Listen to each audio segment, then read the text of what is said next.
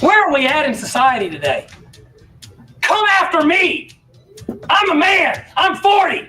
Go ahead. Make my day. Every single week, I put my freaking heart and soul into this. I don't go out there and laugh. It's not funny. It's not fun. Nothing's funny. I don't want to go out there and get embarrassed on Monday Night Football in front of everybody. I think this is the beginning of a beautiful friendship. So ain't nothing changed from yesterday. Still the same person I was yesterday, and I got the same thing for you that I had yesterday. You know why I'm here. You play to win the game. You don't play to just play it. That's the great thing about sports. You play to win. And I don't care if you don't have any wins. You go play to win. When you start telling me it doesn't matter, then retire. Get out. Because it matters. Morning. How are you on this Wednesday? Thanks for joining us here on X's and BrO's. I'm not a coffee drinker, okay? I drink a little hot water and honey to start the morning with it. But this Ferris coffee mug is pretty awesome. And Ferris brings us the first hour of X's and BrO's, Monday through Friday, 6 until 9. Red Wings wrap up their three-game road trip, the 5-2 loss in Colorado. Nathan McKinnon is one of the most underrated stars in any sport. He's big, he's strong, he's fast, he's powerful, he's an absolute stud. Showed it again last night, a goal and an assist, has at least a point, at least 1 point in his last 22 home games. Devin Tays had a goal and 2 helpers. Jonathan Druin had 2 assists. Colorado manhandles the Red Wings. They're just flat out better. I mean, you can tell. Right? I mean, not just looking at the points, not looking at the talent. You watch them play, and it's blatantly obvious. Detroit has now dropped 10 of their last 13 games. They have just 11 games remaining. There is a silver lining. I'll get to that in a moment. Avs, in the meantime, are 11-1-1 in their last 13 overall. They own the Wings. This used to be a rivalry. I don't know when back in the day will stop, but back in the day, it is one of the best rivalries in not just hockey, but I would argue in all of sports. And now Colorado is 13-0-4 in their last 17 meetings with Detroit. And the Wings will host Ottawa on Thursday. Now, I said there's a silver lining. It's a bit of a reach. I'll be the first to admit that. I'm grasping at straws here. I'm looking for something positive. I'm trying to be a little bit more positive than negative, okay? Montreal lost to St. Louis 6-1. Ottawa falls to Buffalo 3-2. The Rangers drop a 3-1 decision to the Kings. So the Wings don't lose any ground. Now, they didn't gain any ground. There's a couple of different ways you can look at it. If you want to look at the Ferris coffee mug half full, then you look at it, yes, they're only 3 points back in the final wild card spot because everybody they needed to catch ended up losing as well. If you want to be a negative Nancy, and that's okay too, because I understand, I can relate. You had a chance to gain on all 3, and you didn't get it done. Ask yourself this. We always say this, expectations. Going into the game against Colorado, the end of a 3-game road trip, the tail end of a back-to-back, knowing that you don't have Cam Talbot, not that it's a huge deal, but he's better than Alex Lyon. They had to call up Sebastian Cossa. Knowing Jeff Petry's not going to play on a back-to-back because he just came back from injury. Knowing how good Colorado is. I mean, did you think they were going to win? Because I sure as hell did. Cale Makar, Colorado probably has the best forward defenseman combination in all of hockey. I don't in hockey, you look at lines, all right? What's the first line, second line, third line, fourth line? Doesn't always match up with the other team's line because you're rolling lines. Sometimes you're rolling different players. You're looking for combinations. You're trying to find something that is going to spur your offense on. But if you're looking at other sports and say, who's got the best backcourt combination in all of sports? We said this a couple of weeks ago. If Detroit actually traded for Devin Booker, would there be a better guard combo in all the NBA? No. Cade Cunningham and Devin Booker, there would not. So you look at certain positions in certain sports, the wide receiver and quarterback. Who's the best quarterback wide receiver duo in the NFL? Joe Burrow and Jamar Chase. You want to argue? Let's fight. I don't think there is, okay? In hockey, you can't necessarily do this, but if you're looking for the best forward defenseman combo, there's no question it's in Colorado. Nathan McKinnon is the reigning MVP. He leads the league in points. He just might be the MVP again. And I don't think there's a better defenseman on the face of the earth right now than Cale Makar. 2 steps and he's gone. He's amazing. And he had a couple of assists last night. Or no, he had a goal. I'm sorry. He had a goal last night. So anyway, so the Wings are back at it against Ottawa on Thursday. That'll be a big game for them. They're all big games, but you only got 11 games left. Spurs led by 1 with about 7 minutes to go in the first. After that, all Pistons led by as many as 30. They shot 56.5% in the blowout win over San Antonio, 122-96. Yes, there was no Victor Wembanyama. Yes, there was no De'Aaron Fox. Do I care? No. And here's the reason why. Nobody says that when you're missing your guys. Answer me this. When Detroit lost to Buffalo in football, all right, not Wings and Sabres, but when Detroit lost to Buffalo, how many people were going, we didn't have Aiden Hutchinson. We didn't have this guy. Nobody, right? I mean, it's at the beginning of the year when Detroit was playing without certain guys. Anybody say anything? Nope, they weren't. You play against the team who puts their uniforms on and hits the floor, the ice, the field, whatever the case may be. I don't care that those 2 guys were gone. You can only do so much. It's not the Pistons' fault that those guys are hurt for the rest of the year. 6 Pistons reached double figures, led by Marcus Sasser's career-high 27. We'll wait for the phone calls and the text this morning saying, I wouldn't make a trade because we've got Marcus Sasser. I wouldn't make a trade because we got Asar Thompson. I wouldn't make a trade because we got Ron Holland. These guys are all future All-Stars. Hold on. Just let's pump the brakes. It's nice to have a guy like that off the bench without question. He was really good. With the win, Detroit guaranteed at least a 500 record for the first time since 2019. That's when they went 41 up and 41 down. They will blow by that this year. That's great news. Their first half was unbelievable. 59% from the floor in the first half. They led by 26 at the break. You wouldn't blame them if they grabbed an orange slice, sat down next to their buddy inside and said, you know what, this game is over, because most people thought it was over. Pistons are now 31-12 against teams under 500. They sweep the Spurs, and they are now tied record-wise, not percentage points. They're a little bit behind the Bucks for the number 5 seed in the East. The 4 seed is gettable, folks. I'm telling you right now, it's gettable. I think it's important. It's a nice win for them, and they get the Cavs next. And Cleveland was a winner last night. Here's our poll question for you, and we have one for you on our website every single day. The poll question today is, would you rather watch college hoops or the NBA? It's probably not a fair question because of the timing. When you've got March Madness taking place, when you've got everything going on in the NCAA tournament, people are locked in on that, and they're super excited, especially when you got Michigan and Michigan State still alive in the Sweet 16. But I would counter by saying these are really important games down the stretch in the NBA too. So anyway, wanted to get your thoughts on that. Would you rather watch college basketball or the NBA? You can vote as often as you want. Go to XB Mornings, and we'll give you the results in the 8 o'clock hour tomorrow. 7:35. Excited to talk a little baseball with a national writer and a Michigan native, David Laurila, the MLB writer for Fangraphs. He will join us at 7:35. We'll get an idea of what he thinks about the AL Central, the Tigers in general, and a lot of other things going on in the world of baseball. He's coming up at 7:35. When we come back, Tom Izzo on an epic, I don't even know if I'd call it a rant, an epic answer to a question that is being discussed and asked on a regular basis to coaches, to players, to athletic directors, and the like. That's coming up next on X's and BrO's. Stay with us. There's a new player in town.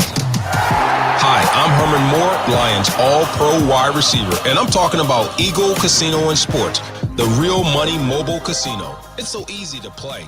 You can go from wager to winner to wallet, just like that. Sign up now and we'll match your deposit up to $1,500. Or you can get a risk-free bet up to $1,000. Eagle Casino and Sports. Made in Michigan, made for Michigan. Must be 21 or older in Michigan to play. The Freddie the Pizza Man Foundation is dedicated to providing support to families and Michigan schools touched by autism. We invite you to join us in supporting these families and schools by making a donation at freddythepizzaman.com. With your donation, you can help provide essential resources that can make a real impact. Visit freddythepizzaman.com to make a donation and to learn more about the foundation's mission. That's FREDI, thepizzaman.com. Together, we can make a difference. Friday, April 4th at Soaring Eagle Casino. Los Lobos and Los Lonely Boys. The Brotherhood Tour. Tickets start at $47 and are on sale now at the Soaring Eagle box office and etix.com. April 4th at Soaring Eagle Casino and Resort. East LA meets Texican. The Brotherhood Tour. Los Lobos and Los Lonely Boys. SoaringEagleCasino.com. Hey, Michigan fans, did you know that your favorite craft brewery is also a proud supporter of Michigan athletics? That's right. Founders Brewing Company has been brewing up high-quality, highly rated beers like All Day IPA, Michigan Pilsner, and their new Mortal Bloom right here in Michigan for over 25 years. As a proud supporter of Michigan athletics, they're here to help you celebrate every Wolverine win with the perfect beer in hand. Whether you're at the game, tailgating, or watching from home, there's nothing like enjoying a Michigan-made beer from Founders. Learn more at foundersbrewing.com.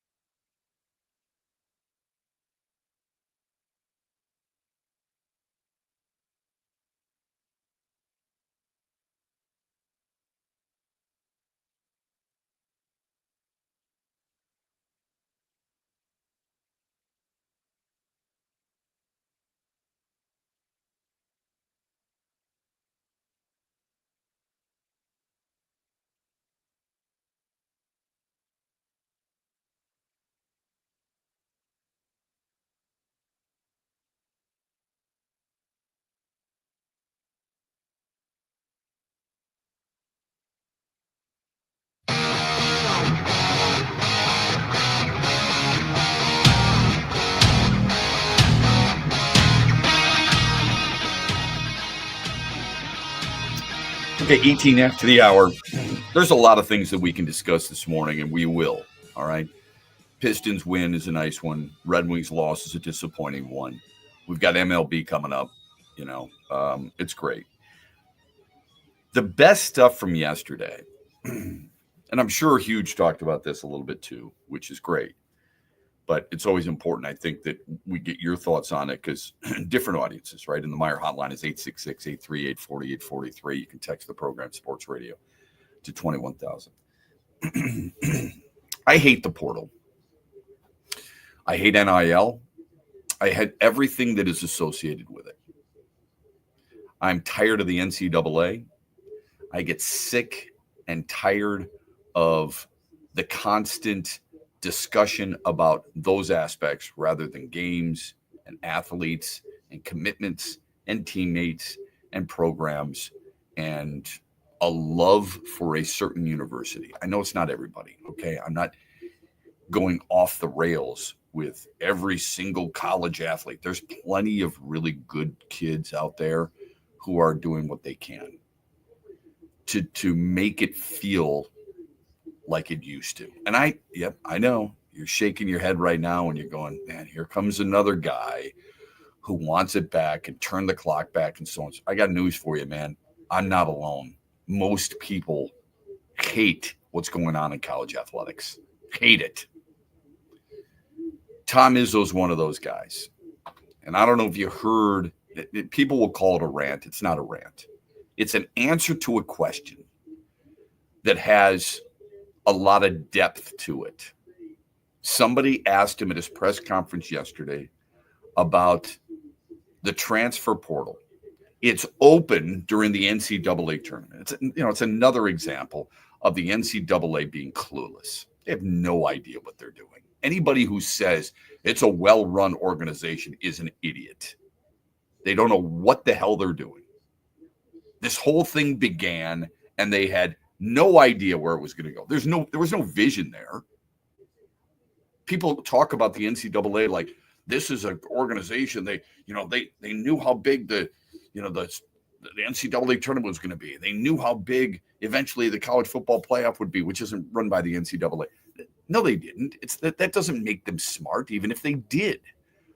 What makes you smart is the anticipation of what could go right, what could go wrong within the ideas that your organization shares. And they had no idea. They didn't foresee any of this. Shame on them. Who in their right mind thinks it's a good idea that during the NCAA tournament of March Madness, where you should be talking about the Sweet 16, talking about the teams that have made it, talking about the coaches and the players who have strived to finally reach that goal and achieved it, that we are now forced to ask coaches and players about the transfer portal? Same thing happened when? In the college football playoffs. Kid wants to stay, can't stay. Got a window, got to take advantage of it. Here's what Tom Izzo had to say, in part, when somebody asked him about that yesterday. What my team's done has been incredible. I'm not ready to move on. So, Judd, I followed what you said. I'm going to worry today about the guys I got in this program that have done an incredible job this year, and that's it. If that costs me later, so be it. It's refreshing. It really is. And you know what? He speaks for a lot of coaches.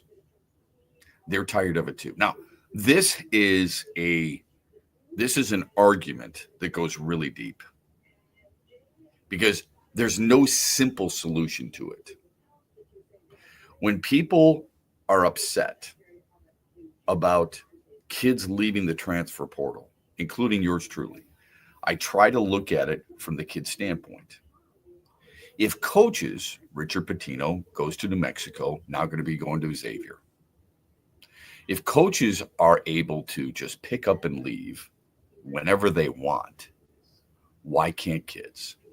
It's a fair argument. It's about the timing. It's about what it does to the program that he's leaving and the program where he's headed. It also affects kids who are being recruited. It also affects fan bases, which obviously the NCAA or schools don't care about.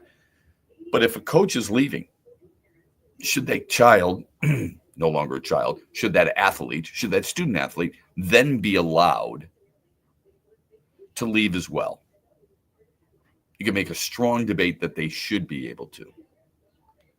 There are no guardrails whatsoever when it comes to NIL or the transfer portal. You could transfer as often as you want, which sucks. It'd be nice to have some type of limitation. You can transfer twice in your college career unless a coach happens to leave. If you want to put that in writing, so be it. The NIL, same thing. Tom Izzo, the NIL creeps up every time you talk about the transfer portal, because Izzo said it really well yesterday. I think we have that as well. Here's what he had to say about the NIL in general and what it's doing to college athletics. When I came back Sunday night, there was nothing on my mind but giving these guys a chance to win one more game, get to Elite Eight, and one more game, and have a memory that'll last their entire life, their kids' life, and their grandkids' life. Because that's what it is. These guys that gave me everything they could give me are going to have a chance. That's him talking and I'm about not going to screw it up by spending any time on other stuff other than the very beginning. I don't sleep. The very right beginning now. of But what why in the hell would I Izzo do says, something else that might benefit me a year from now? And really, it's not going to benefit me now because I don't know what I have. It's really I don't know how much money. It's really at the beginning. Really at the beginning of what he had to say at the press conference. What he had to say was, "Look, this has nothing to do with recruiting in the transfer portal. Nothing to do with recruiting. It has everything to do with paying them." That's where he is most dead on. He had 4.5 minutes where he talked about it, and it's great. But the very beginning of what he had to say was the best, because he told everybody, he gave everybody the education. You think you're going into the transfer portal? Well, you know what? I mean, here's what Trent Balley's doing. He's going out and he's recruiting Bill Simonson. He's trying to get him to come to Michigan State University. No, he's not. No. What it has to do with, hey, how much are you going to need to come here?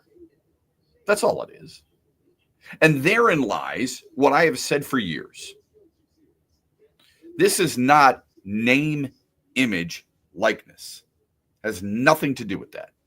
This is all about pay for play. What do you need to wear my uniform? How much is it going to cost to get you on campus? What's the price tag that it will require you to play for us? That's what it is.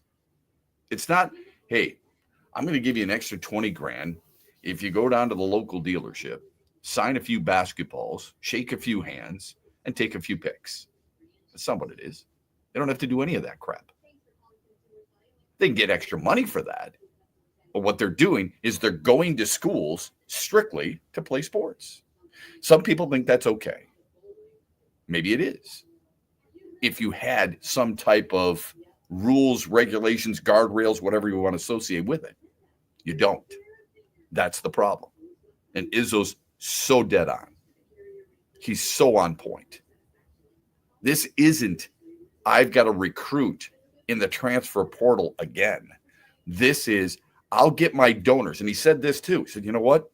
Sometimes we don't even know who they're getting. We don't know who they're going after. These are people with gobs of money saying, that's a guy that I think our coach and our program could use. Let me go out and make an offer. Oh, and by the way, Coach, AD, this is happening. Phone number on the Meyer hotline, 866-838-4843. You can text us. The text line is Sports Radio 21,000. Jump on board on a Wednesday morning. Brought to you by Ferris Coffee, the official coffee maker of the Detroit Lions. Huge here for the Michigan High School Athletic Association. You can stay up to date on the latest from Lansing 24/7 at MHSAA.com, at MHSAA on Twitter, and MHSAA on Facebook. The latest news, press releases, and stories connected to every high school in the state of Michigan, available for you 24/7 from the Michigan High School Athletic Association. Log on to MHSAA.com, at MHSAA on Twitter, and MHSAA on Facebook. And if you're looking for archive, boys and girls, high school sports, MHSAA.TV. That's MHSAA.TV. 24/7, everything you need to know about high school sports in Michigan. Log on to MHSAA.com. Coming right at you, the excitement you've been waiting for. Eagle Casino and Sports, the mobile casino made in Michigan, made for Michigan. Play slots and table games with live dealers at one exciting site, playeagle.com. Sign up today and get a match deposit up to $1,500. That's right, up to $1,500 plus 100 free spins. Eagle Casino and Sports. Go to playeagle.com and start winning today. Must be 21 or older and in Michigan to play. Thanks for listening to X's and Bros with Matt Shepard, only on the Michigan Sports Network.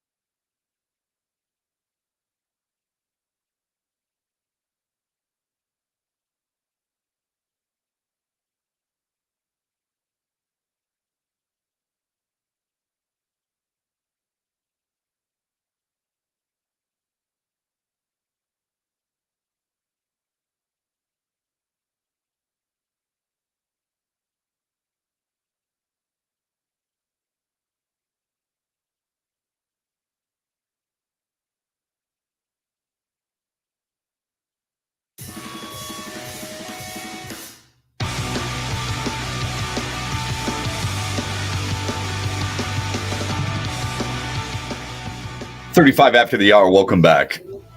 Pretty passionate about this whole NIL transfer portal deal. A friend of mine listens to the show and always appreciate it. He says NIL is going to ruin college athletics. And I think it already has for some people, not for all. Look, they're still packed when it comes to the NCAA tournament. March Madness is still going crazy. Everybody filled out a bracket. It's not like it makes us go, sorry, can't do it any longer. I just can't buy this product because of what this company stands for. It's not that deep yet. Look at the numbers. People are still watching it, right? So what do? He had a good suggestion. He goes, look, schools should be able to escrow a majority of the NIL. Make it payable upon graduation or something. Might help with school loyalty. It's just a random thought. I said, look, what do you do if they don't graduate? Like, what happens if Cooper Flagg leaves after 1 year? He said, well, they get it if they go pro, just not into the portal again. Here's the only, it's not a bad thought. It's probably deeper than the NCAA gave any credit for. But the problem is that if you put, it's not the schools to put in escrow.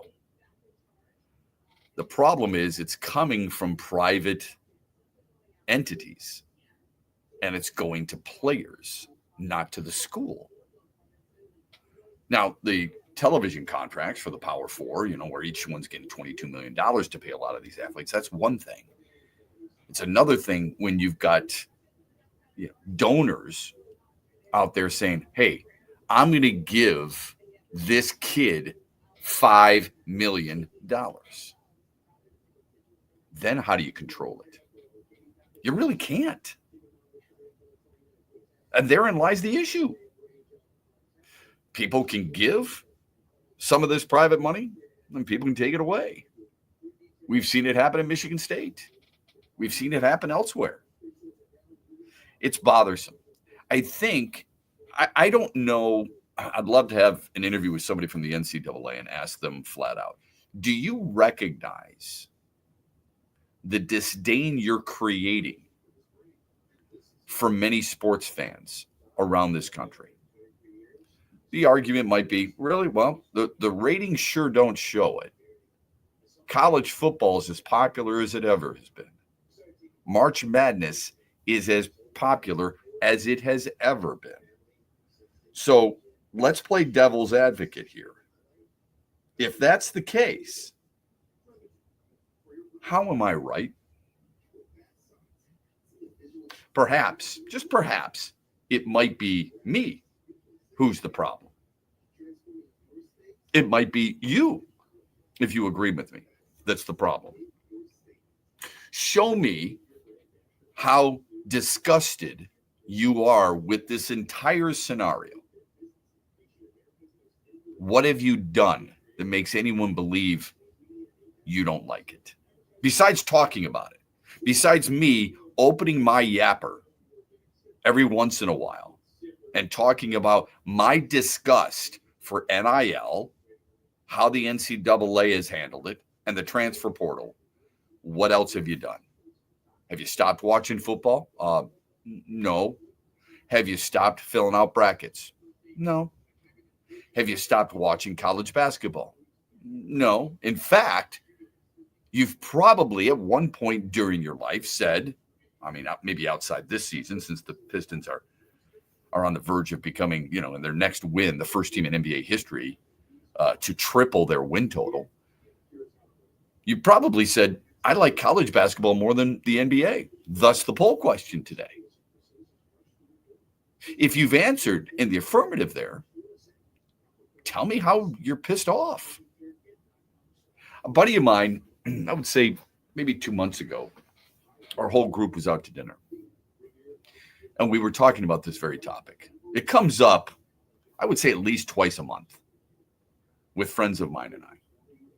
Because something will come out in the media and you'll read about it and then you'll shake your head and you'll say, you know what?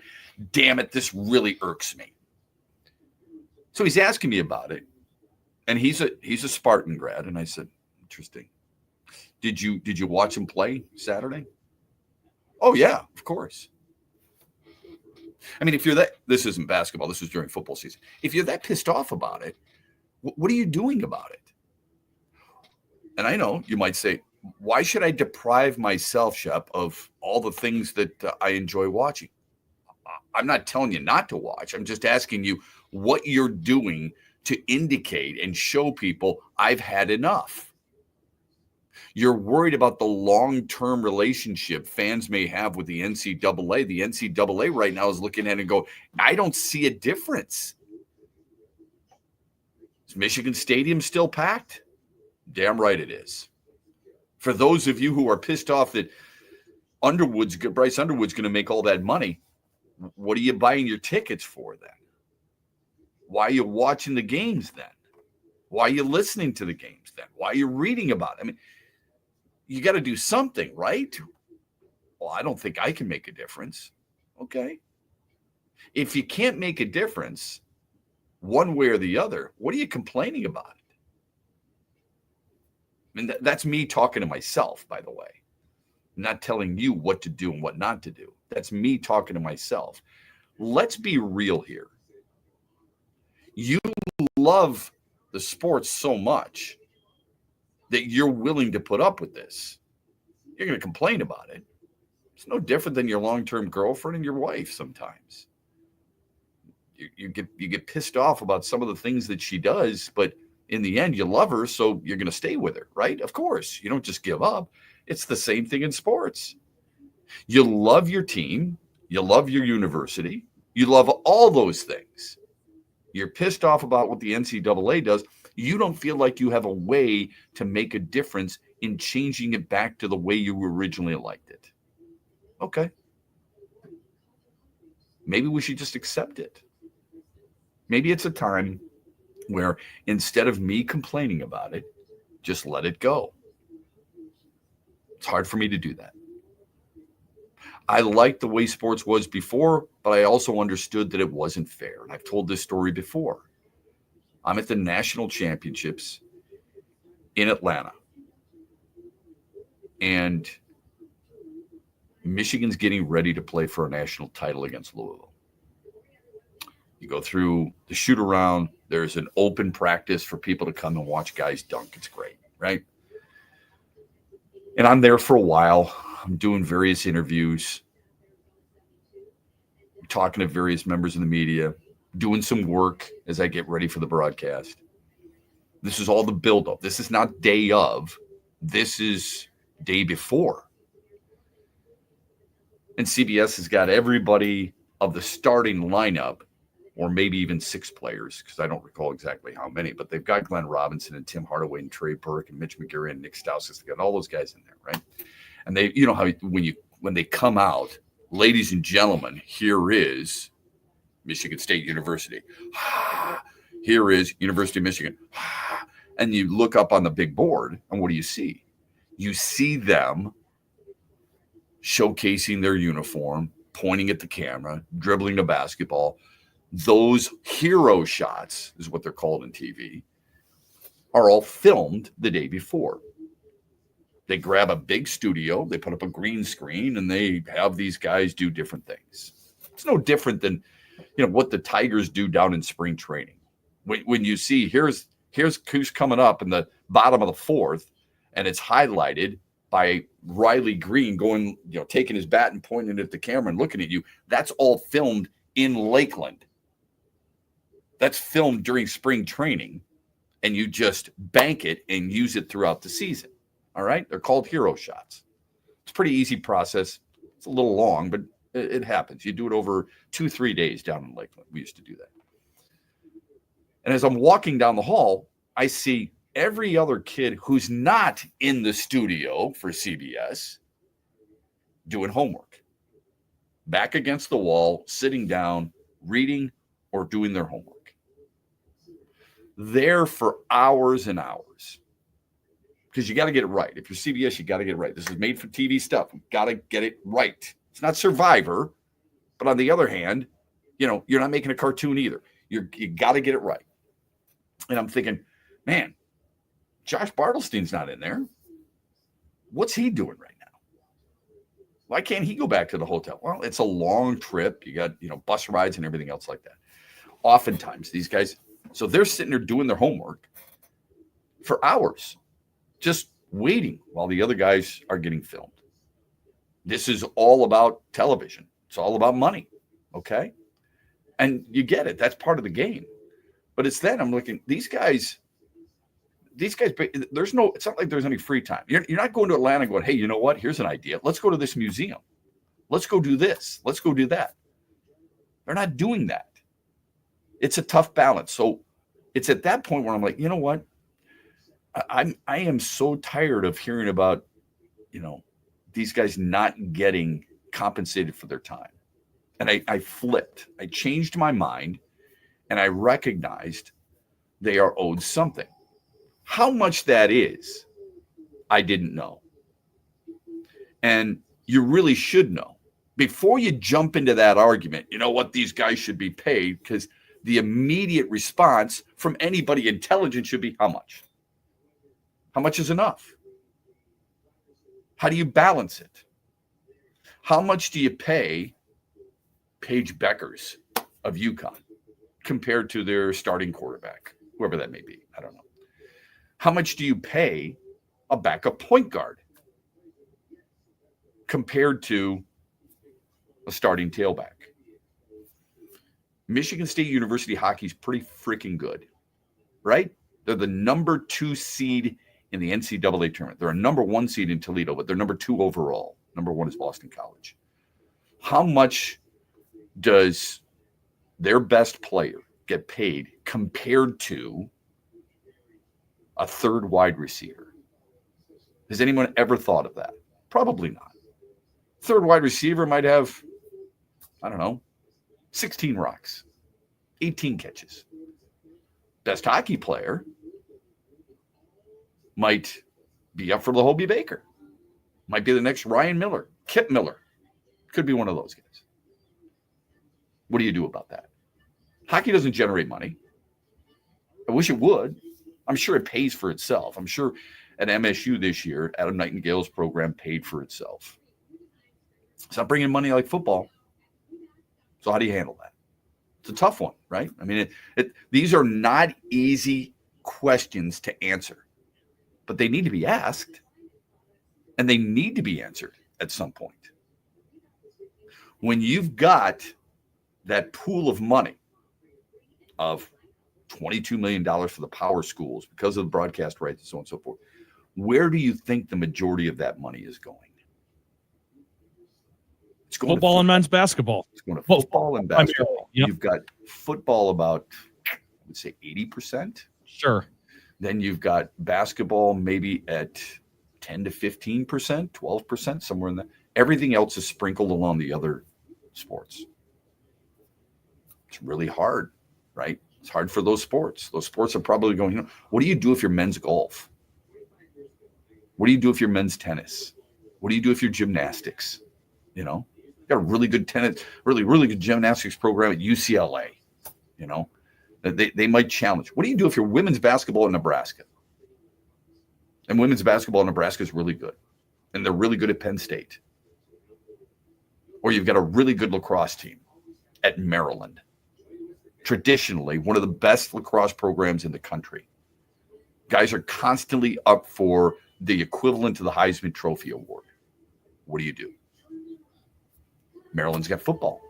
Maryland's basketball program is still alive in the Sweet 16. That's where the money's going. Maryland's lacrosse program is a hell of a lot better than their football program, for crying out loud. So what do? Minnesota's hockey program is by far and away better than their football program. You're going to give the money to PJ Fleck.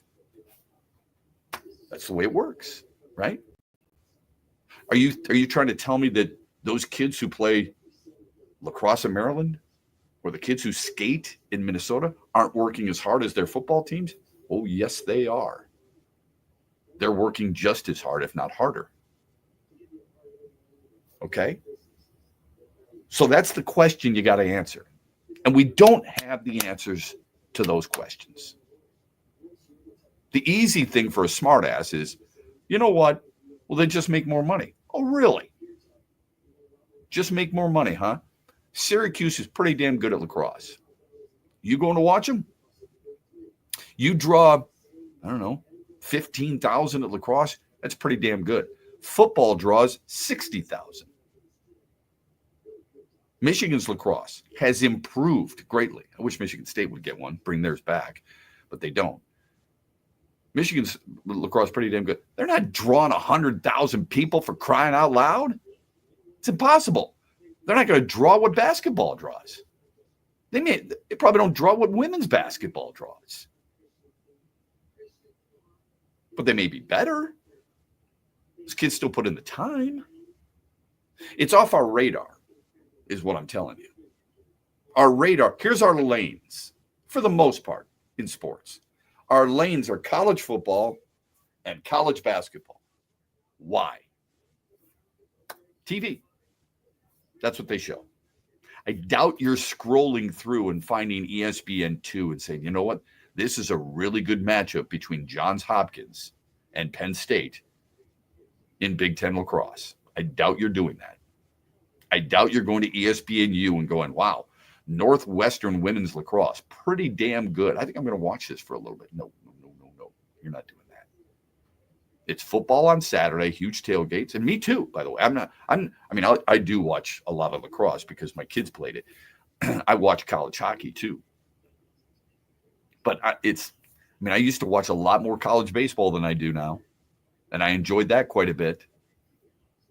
We don't find that interesting enough until those guys get in our system. You didn't know who Spencer Torkelson was at Arizona State. Sorry. Don't tell me you knew who Justin Verlander was at Old Dominion. You didn't. All right? You read about it, and you're like, I think I'll look up his stats. I can't expect you to. You got busy lives, for crying out loud. We're busy. We don't always look that stuff up. That's just the way it works. So that's why they're getting the money. But it shouldn't demean anything less than what those other people have had to do to try and make it the best in their sport. There's no easy answer to that stuff. It's tough. It's a really tough spot. But guess what? The NCAA gets paid a lot of money to do that. And they should have worked with athletic directors and with business people, not even just ADs, business people, on how to fix it. Because it's a runaway train right now. And you ain't getting it back into the station now. So it really sucks that a lot of people, as pissed off as they may be, you're under the spell of what college football and college basketball bring you. You're not alone.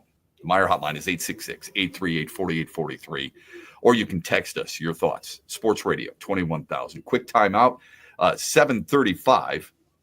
We'll talk Major League Baseball. David Laurila of Fangraphs will join us to discuss right here on X's and Bros. This hour has been brought to you by Ferris Coffee.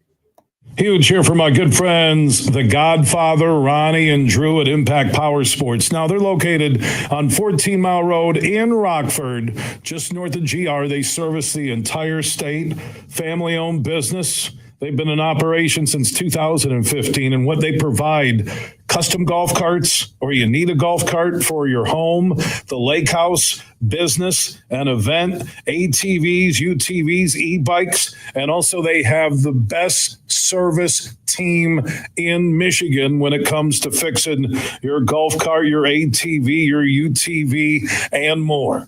What you need to do is follow Impact Power Sports on Facebook and also stop by and see The Godfather and Drew at Impact Power Sports on 14 Mile Road in Rockford, just north of GR.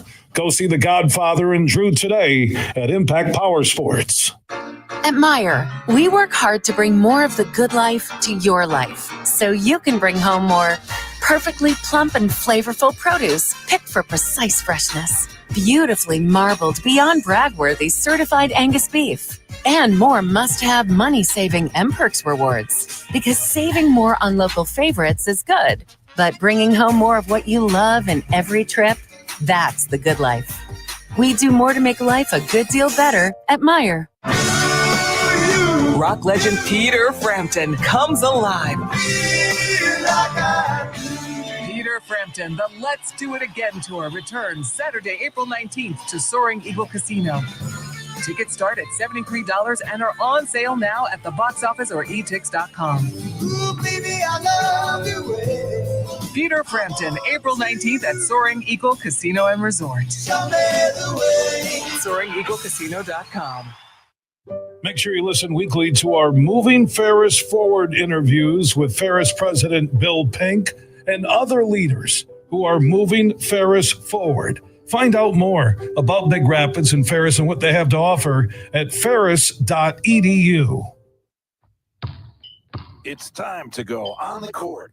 It's a new day to celebrate and be free. It's a new day full of action and excitement because it's a day for winning. Only at Soaring Eagle Casino and Resort. It's a new day. Visit SoaringEagleCasino.com. Trent Valley here with at least a play-in spot clinched with just 9 games to play in the regular season. The Pistons are making sure their young star Cade Cunningham will be at full strength. He sat out his second straight game with a calf contusion, but the Pistons pulled out another win against the Spurs last night. Marcus Sasser led all scorers with a career-high 27, his second 20-point game in a row in that expanded role. 5 other Pistons reached double figures en route to a 26-point win for their 41st of the season, guaranteeing them at least a 500 record. In other flashpoints, fan favorite Isaiah Stewart had blocks on back-to-back possessions in the fourth quarter, and Michigan Wolverines product Tim Hardaway Jr. reached 11,000 career points. What's up, Michigan? You're listening to Shep. Don't forget the huge show later today at 3 on the Michigan Sports Network.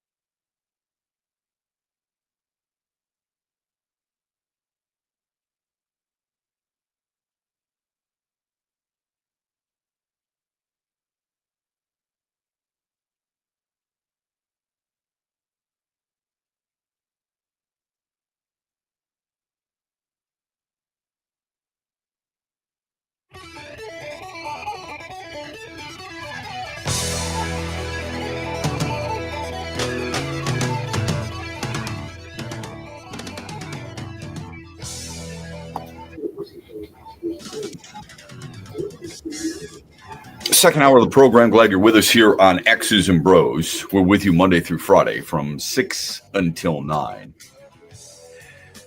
Pistons a winner last night. Red Wings a loser last night. Red Wings losing in Colorado, in case you didn't stay up and watch it.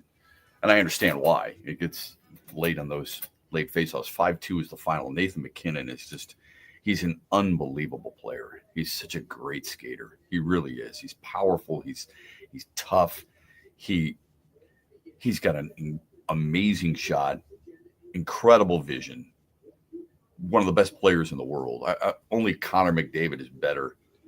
But he's an amazing player and love watching him play. Just don't love him playing against the Red Wings. And then, when you look at Cale Makar, it's it leaves you shaking your head and thinking, this is what teams and fans of other teams used to watch when the Red Wings play. Like when you got the Red Wings with Sergei Fedorov playing like that. I mean, Sergei Fedorov was one of the greatest players ever. Just an amazing talent. He's the Nathan McKinnon, and Nick Lidstrom is the Cale Makar. That's what the Avs have rolling right now. They're 11-1-1 in their last 13. McKinnon had a goal and an assist. Makar had a goal. And Colorado's 13-0-4 in their last 17 meetings. The good news, in case you missed it, is that the teams in front of the Wings all lost too. Montreal fell to St. Louis. Buffalo beat Ottawa, who's going to be at Little Caesars Arena tomorrow night for a face-off. That'll be big. And the Kings beat the Rangers 3-1. So Detroit's still 3 points back in the final wild card spot, only 11 games left. Pistons were winners over the Spurs, who were terrible, but Detroit shot the lights out. I mean, they shot the blood out of the ball, 56.5% for the game. Marcus Sasser at 27, leads 6 Pistons in double figures. They win it easily, 122-96. First half, they shot 59%. They did whatever the hell they wanted to. And now they're tied for the Bucks, or with the Bucks, for the number 5 spot in the East with Cleveland up next. Who would you rather watch, or what would you rather watch? College basketball or the NBA? The reason that's the poll question. The reason I bring that up is because I saw a tweet yesterday, and it had me thinking just a little bit. And it said this: the NCAA men's tournament posted the best ratings so far since 1993. I was like, wow. It goes back to what I was just talking about regarding people being pissed off about the NIL or transfer portal and stuff like that. Really? But they have the best rating since 1993. 1993, they didn't have the portal. 1993, they didn't have the NIL. But I did see a tweet, and I'll get back to that tweet in a minute. I did see a tweet the other day. It had the 16 teams, and it had their starting 5 and where they're from or where they originally started their college basketball career. Michigan State, all Spartan helmets, which I thought was awesome, very refreshing. So all these people, this guy, he doesn't use the portal, Shep. What an idiot.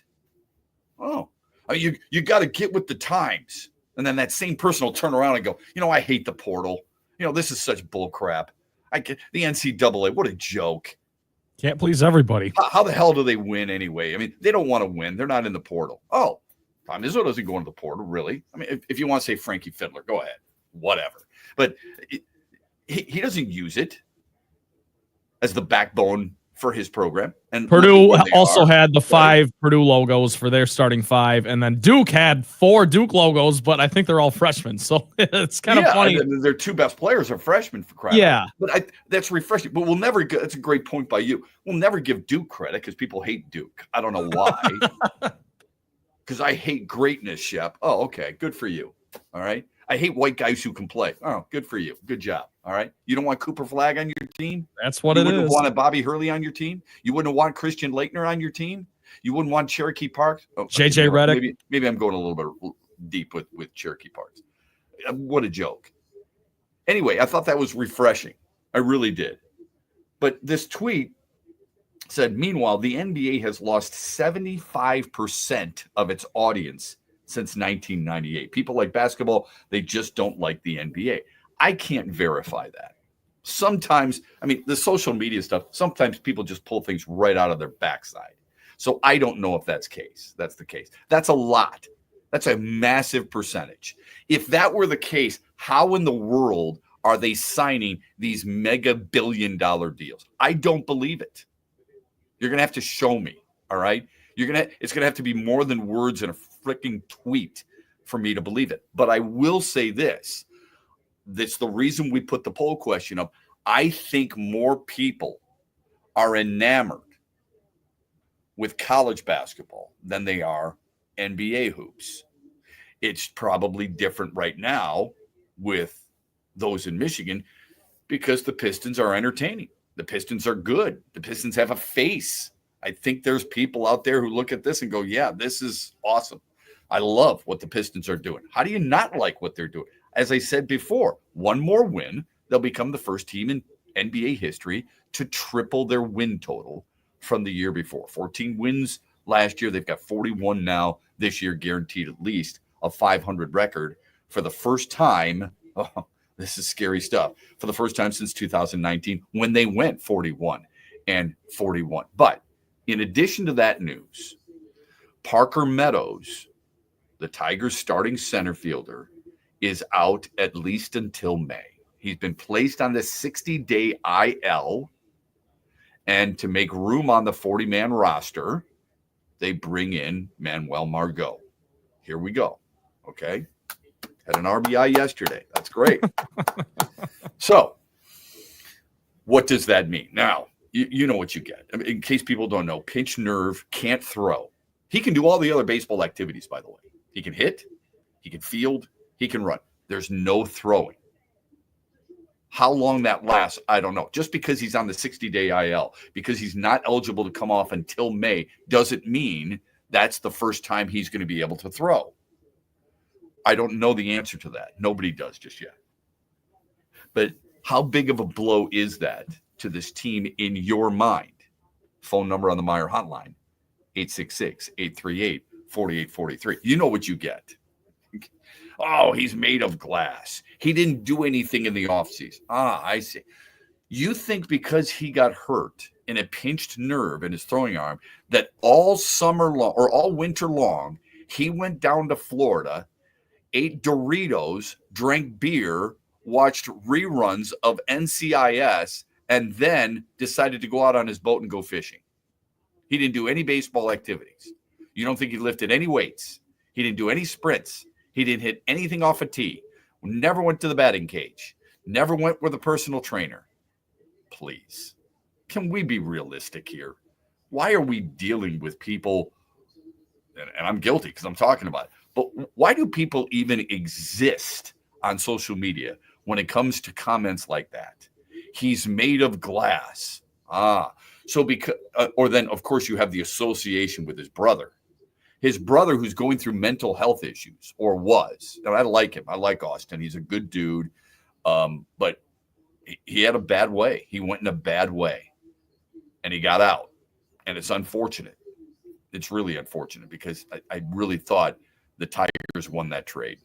I did. I mean, you gave up Isaac Paredes, who wasn't playing for you. Perhaps he didn't give a long enough leash. That's a fair argument. But you got an all-star back who had power and drove in runs. So I thought you'd won that trade. The issue is people in Tampa knew, and you didn't do your homework when you made the trade. That's the problem. So when people talk about dissing on Al Avila, you should be throwing that one in there too.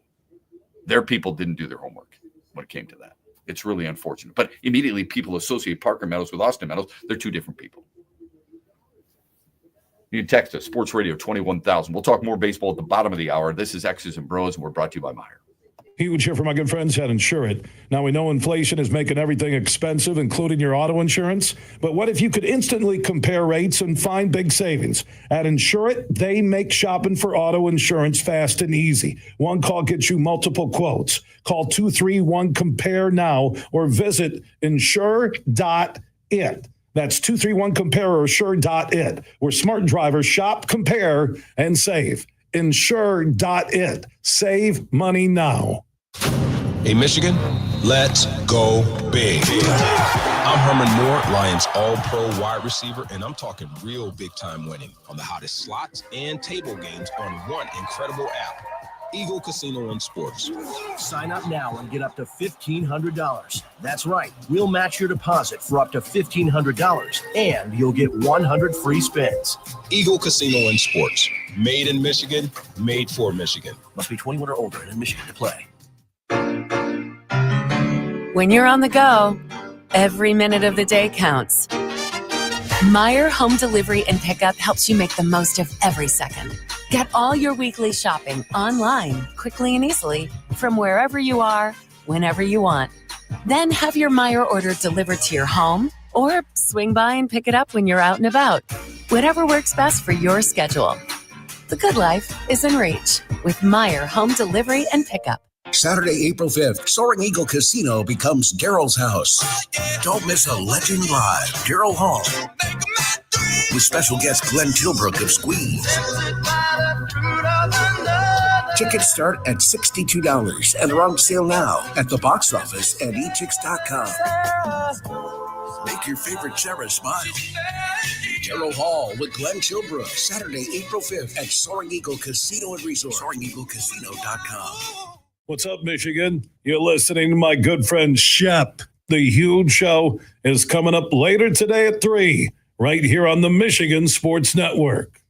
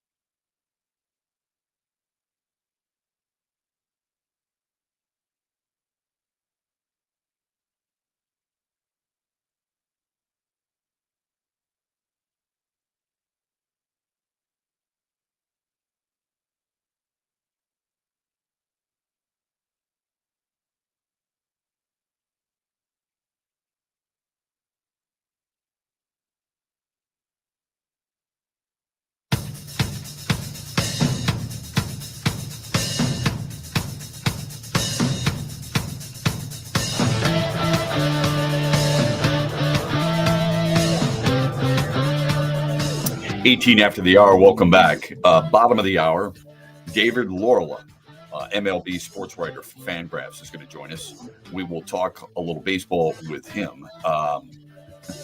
It's amazing how quickly things change in baseball, especially. Mickey Moniak was released by the Angels yesterday. Here's a guy who just a year ago, 2 years ago, right, hit 280. Now, Moniak was, and this is not a defense of anybody like Casey Mize or Spencer Torkelson or Matt Anderson in the past, but Mickey Moniak, in case people don't know who he is, he was a first overall pick in 2016. Came out of high school. He was drafted by the Phillies and made a $6.1 million bonus in signing. So he leaves La Costa Canyon High School in California, Carlsbad, goes to the Phillies farm system, takes a long time to get to the majors. They trade him to the Angels. He's played 275 games in his major league career. That's it. First overall pick. Now, that's the same draft where the Tigers took Matt Manning, just so you know. Who the Tigers could have taken instead of, you'd have to go back and really do a deep dive on who else you would have wanted. I mean, Joey Wentz was taken in the same draft. He was drafted in the, I guess you'd call it the first round. It's a supplemental afterwards. But, yeah, Ian Anderson was in that. Nick Senzel was in that. He's probably been the best of the bunch. Kyle Lewis was in it. Zach Collins. That's the draft. But it's amazing how quickly things change in the world of baseball. He was highly thought of, obviously.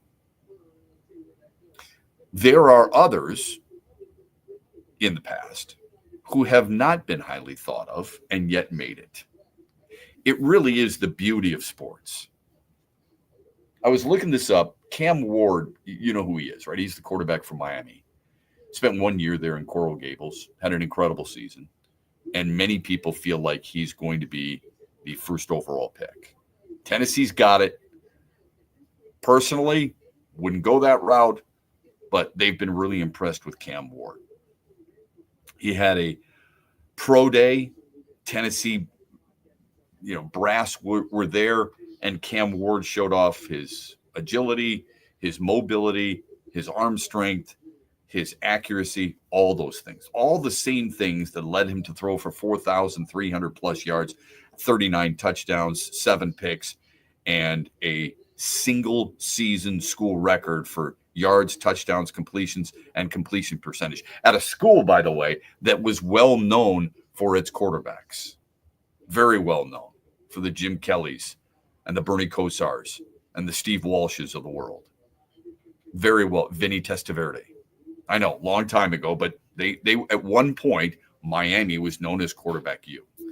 Penn State was linebacker U. Miami was quarterback U. So a guy who, really well done. He's going to be, if he's not first overall, he's going to be a high draft pick. We all know that. Now, here's a guy. He came out of West Columbia High School in Texas, enrolled in Incarnate Word. What? Yeah, exactly. For a couple of years. Transferred to Washington State, spent 2 years there, and then transferred to Miami. Big numbers at Washington State, big numbers at Miami, as I told you. Not a high, heavy, number of stars next to his name. I don't know how much you get caught up in this. I don't. But people I hear all the time, what about 5 stars? You got to have 5 stars. It's a slippery slope. It's a very slippery slope. Well said. Let me give you some examples. And these could be the exceptions to the rule. All right? I'm willing to go that far. I'm willing to understand that. What do you think Patrick Mahomes was? 3? Coming out of White House High School in Texas. He was a 3-star. Trent Williams is considered the best offensive lineman in football, or at least for a period of time. He was a 3-star. Anybody not want TJ Watt? You're nuts. He was a 3-star. best defensive player in the sport. He's one of Probably. them. Yeah. He's one of them. I mean, I wouldn't say no to him. Let's put it that way. Sure. I think he's a phenomenal player. Micah Parsons is in that conversation. We can go. That's a different rabbit hole. Myles Garrett. Yeah. Travis Kelce. I know you don't like him. I don't like him. I don't like his girlfriend. I don't like anything. He's a 2-star, but he's going to be a Hall of Fame tight end. Yeah, that one's wild. People loved Max Crosby.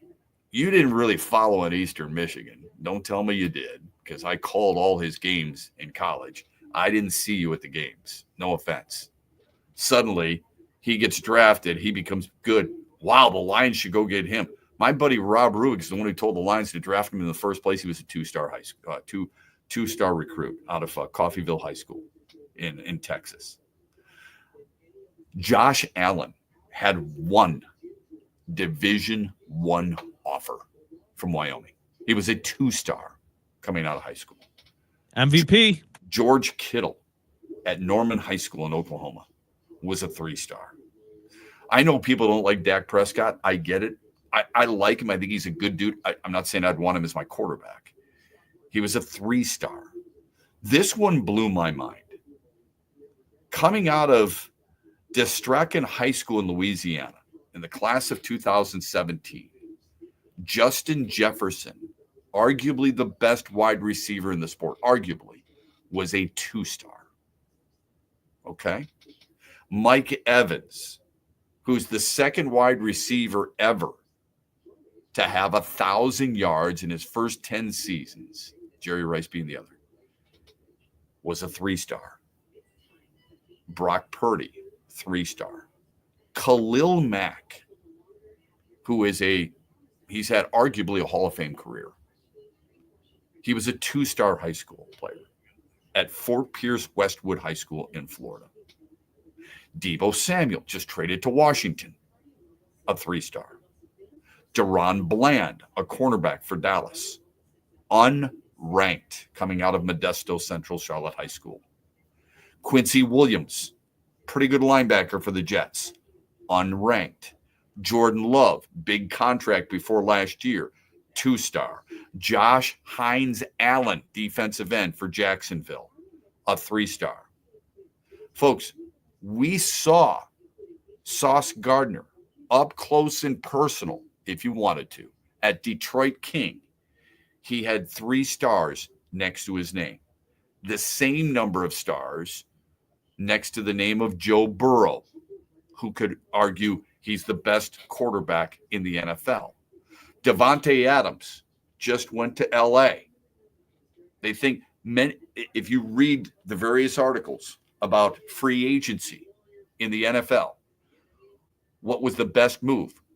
Most people are writing the Rams acquisition of Devontae Adams is the best move in the offseason. 2-star, coming out of Palo Alto High School in California in the class of 2011. Guys like Mickey Moniak, big-time pub behind him, didn't work out. Hasn't had the career. Shouldn't say it didn't work out. He did get to the majors. But 1 overall, you would think it'd be a little bit more than a cup of proverbial coffee, right? And I don't mean Ferris coffee. I mean MLB coffee. These other guys that I just brought up, and again, maybe they're more the exception to the rule, okay? Doesn't mean you got to go start recruiting 2-stars and 3-stars. All I'm saying is when we get so caught up in how many stars are next to a guy's name, we need to remember certain names like I just mentioned and recognize you may need some 5 stars and some 4 stars. Doesn't mean you have to have a full team of them. It can work both ways. There are plenty of guys who get better with better coaching. When we come back, we will talk Major League Baseball, the impact of Parker Meadows' injury, the Tigers, and they open tomorrow in Los Angeles. David Lorla will join us from Fangraphs and discuss what's going on in Major League Baseball and the anticipation of the 2025 season next.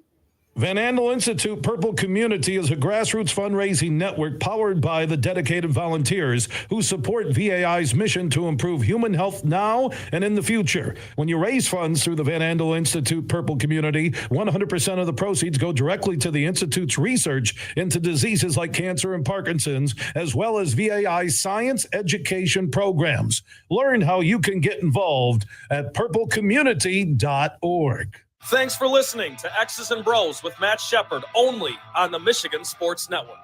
Make sure you listen weekly to our Moving Ferris Forward interviews with Ferris President Bill Pink and other leaders who are moving Ferris forward. Find out more about Big Rapids and Ferris and what they have to offer at ferris.edu.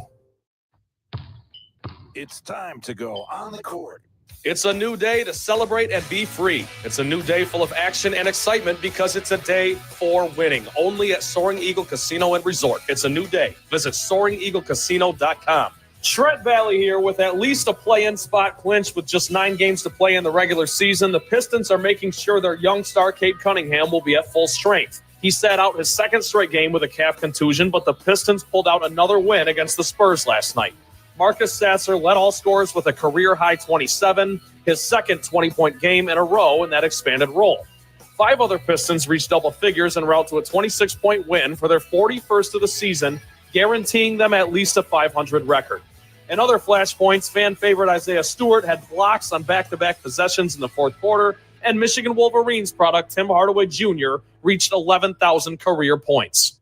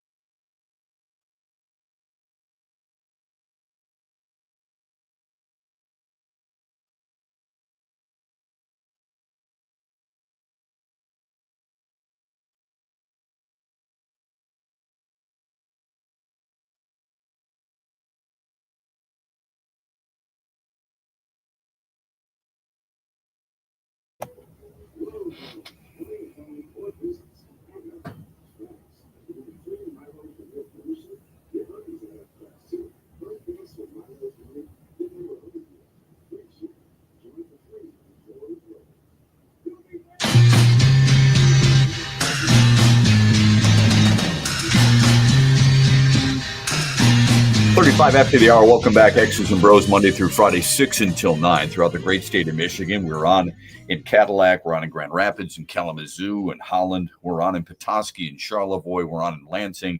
We're on in Traverse City. And we are, as always, streaming live on X, on Facebook, and on YouTube. David Lorla does a great job covering Major League Baseball. He's an MLB sports writer for Fangraphs. You can follow him on Twitter or on X at David Lorla QA. He joins us here on X's and Bros, and the Michigander is excited for another Major League Baseball season that begins in earnest for the Tigers tomorrow in Los Angeles. David, good morning. How are you today?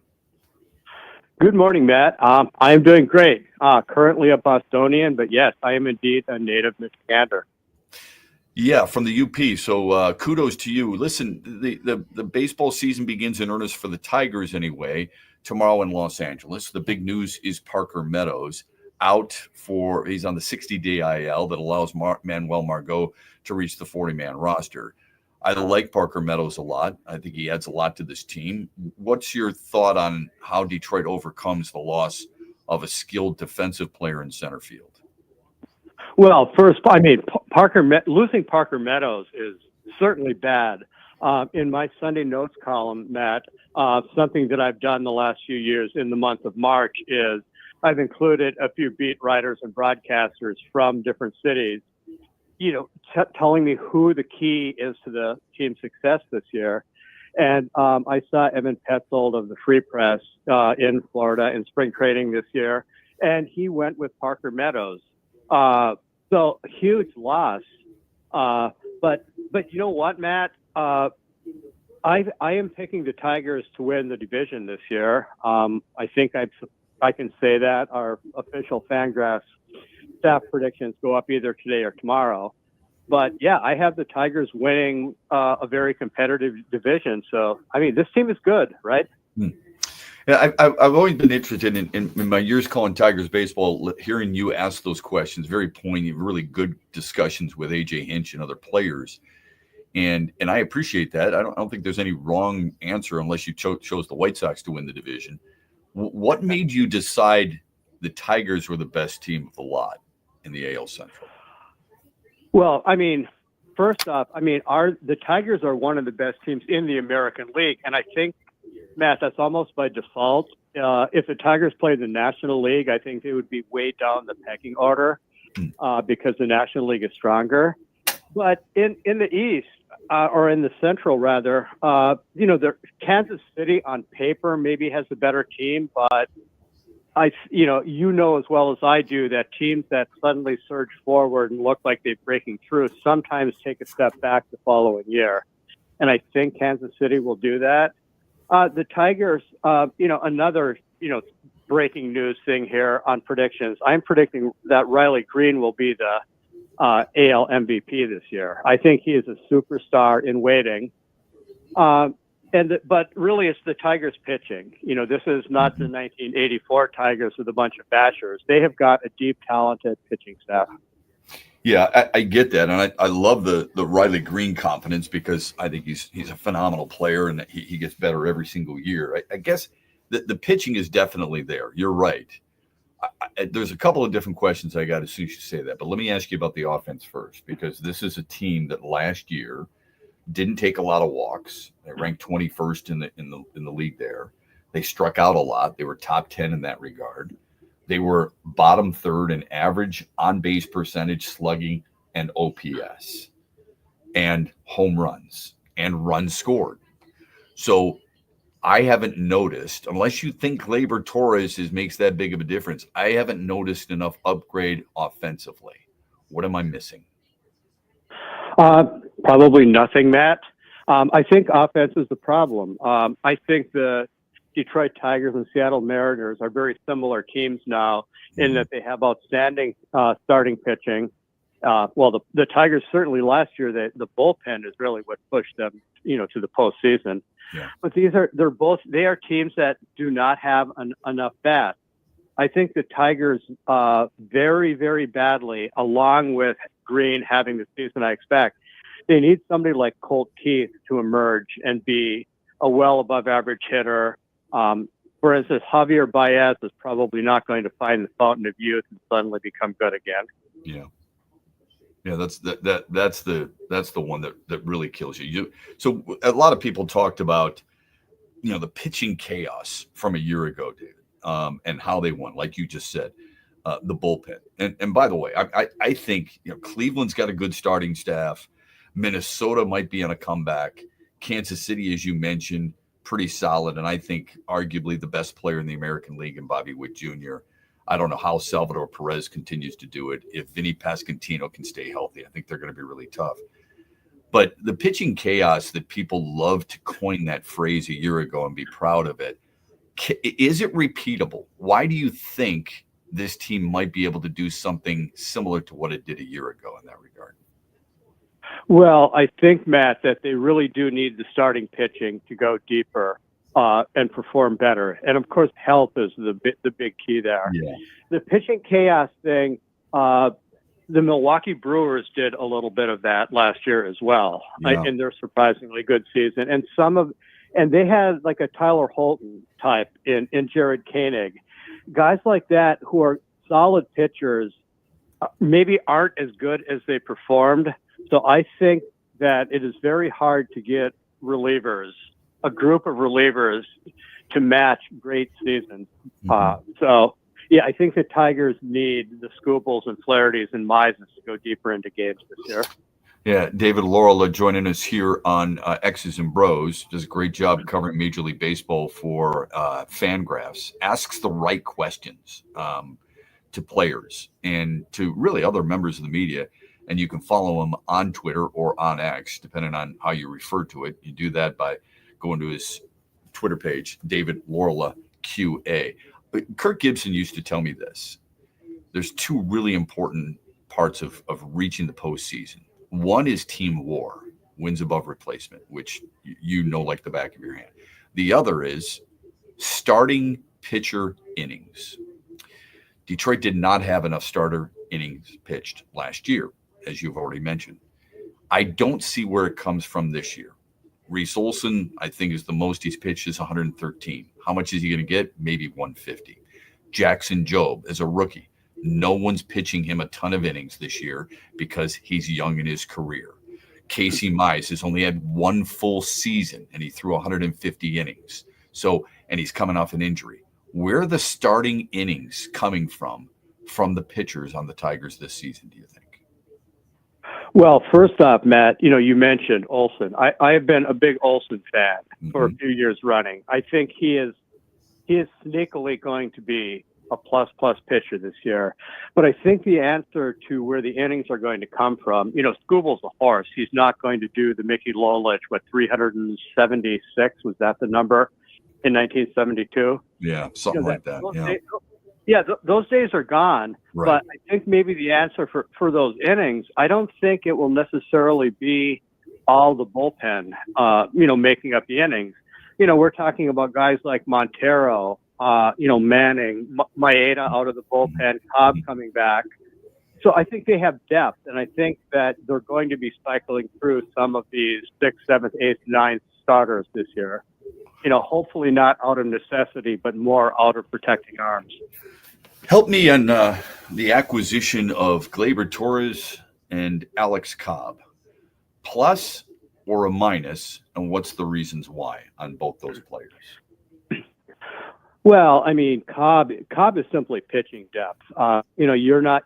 He's a 5th starter type, but he knows how to pitch. He's going to give you innings. He's maybe a little bit of Maeda-like in that he's not a power guy, but he knows how to pitch. Mm-hmm. Gleyber Torres is a good hitter. I think the negatives about Torres they're not real. They're a perception. It's because he was a Yankee and supposed to be a star, and he just simply became a good player. He maybe I think he's better than a lot of people give him credit for. What, offensively or defensively? He's one of the worst second basemen in all of baseball defensively, right? I don't know the numbers off the top of my head, but that could be. No, he is a hitter first. Yeah. You do need to play defense to win in baseball. Although, as you know, strikeouts are now the game. So you maybe don't need the elite defense as much as you used to. Fair enough. When you look at this team defensively, and I'm a big believer. I mean, Jake Rogers rock solid behind the plate, and I think when healthy, if you had Vierling in right, you had Meadows in center, and Green in left, I think you have one of the better defensive outfields in all of baseball, quite honestly. But I think for as good as their outfield defense could be when healthy, their infield defense is equally as bad. With Parker Meadows out, and now Manuel Margot in, what does he add to the Tigers in your mind? Well, I mean, Margot has been a solid player, for a long time. He came up through the Boston system. What does he bring to the team? He brings basically a league average player. And, he is a stopgap, like we started with the Meadows thing, really. That is a huge loss. I think the Tigers do need Meadows to come back, ideally. So you said he's a league average player. And there, I think, lies part of the issue with many Tigers fans. How many players do you think it requires to have above average players on your team to win a division or win a pennant? And how many do you think the Tigers have? Because I look at Manuel Margot. I mean, Manuel Margot, I don't remember him a lot in San Diego, but I remember him in Tampa and versatile, and I remember in Minnesota. And you and I don't go by, hey, batting average. That's such an old statistics. That's out the window. The on-base percentage is at about 30%. He's never been higher than really a 2-WAR player, and that was back in his second year. For the most part, he is below a 2-WAR player. That, like you said, is an average player. I learned this from some of the conversations you and I had over the past 5 years or so. WAR, or what it takes to be an all-star, you have to be an above 2-WAR player, right? That's an all-star. Anything above 3 and then is usually a star player. Like Alex Bregman's a star player. He's a 4-WAR player, for crying out loud, even on a bad day or bad season. But the Tigers need more above 2-WAR players. They just don't have enough. What does he bring to the table, do you think, that allows them, and what guys are above average on this team in your mind? Well, I mean, again, Margot, like I said, is a stopgap. The Tigers indeed have too many, for lack of a better word, ordinary players. But again, the American League is not that strong, and the Tigers have excellent pitching. So, they need the Riley Green to have the great year. I think Gleyber Torres is fine. Kerry Carpenter is certainly underrated. Yeah. But either Keith or Torkelson is going to have a big year for the Tigers to certainly win the division, as opposed to have a very decent chance to win the division. It's really interesting, David, with Torkelson. There's a lot of people, and you know this better than I do. There's a lot of people who've given up on him. They've made up their mind. They're done with him. I'm not one of those people. What have you noticed from him in spring training? Where is your belief in the former first overall pick for the Tigers?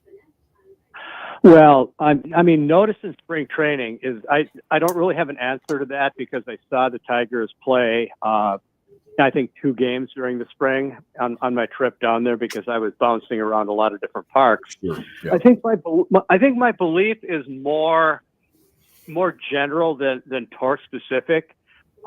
You and I have both seen many, many players over the years that fans have given up on, but they're still relatively young, and they suddenly turn it around. Is Torkelson guaranteed to become anything close to what people once expected? Possibly not, but could he become a well above average hitter and hit 30+ home runs this year? It is very possible. Yeah, that's the tough question, isn't it, David? It's really hard. Is he the guy you saw 2 years ago, hit 31 and drive in 94? Or is he the guy last year who struggled mightily with swing and miss and got too caught up in mechanics? It's a great question. One more question for you. I don't want to give away what you've got coming out in Fangraphs, but who are the other good teams in the American League in your mind?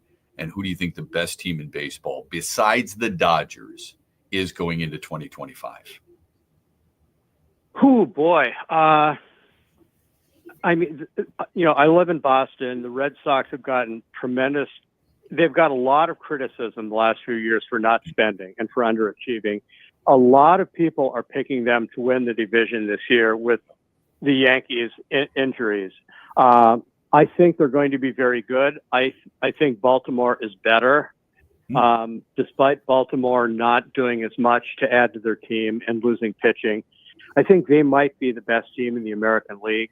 Wow, even with the loss of Burns and Santander, huh? That's interesting.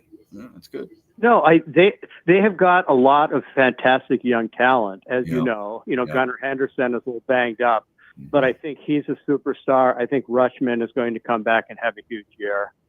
But on the best non-Dodgers team, I would probably say that the Philadelphia Phillies have a very good shot at winning the World Series this year. They have got better pitching than, say, the Tigers in Seattle, who are on the short list of best pitching staffs.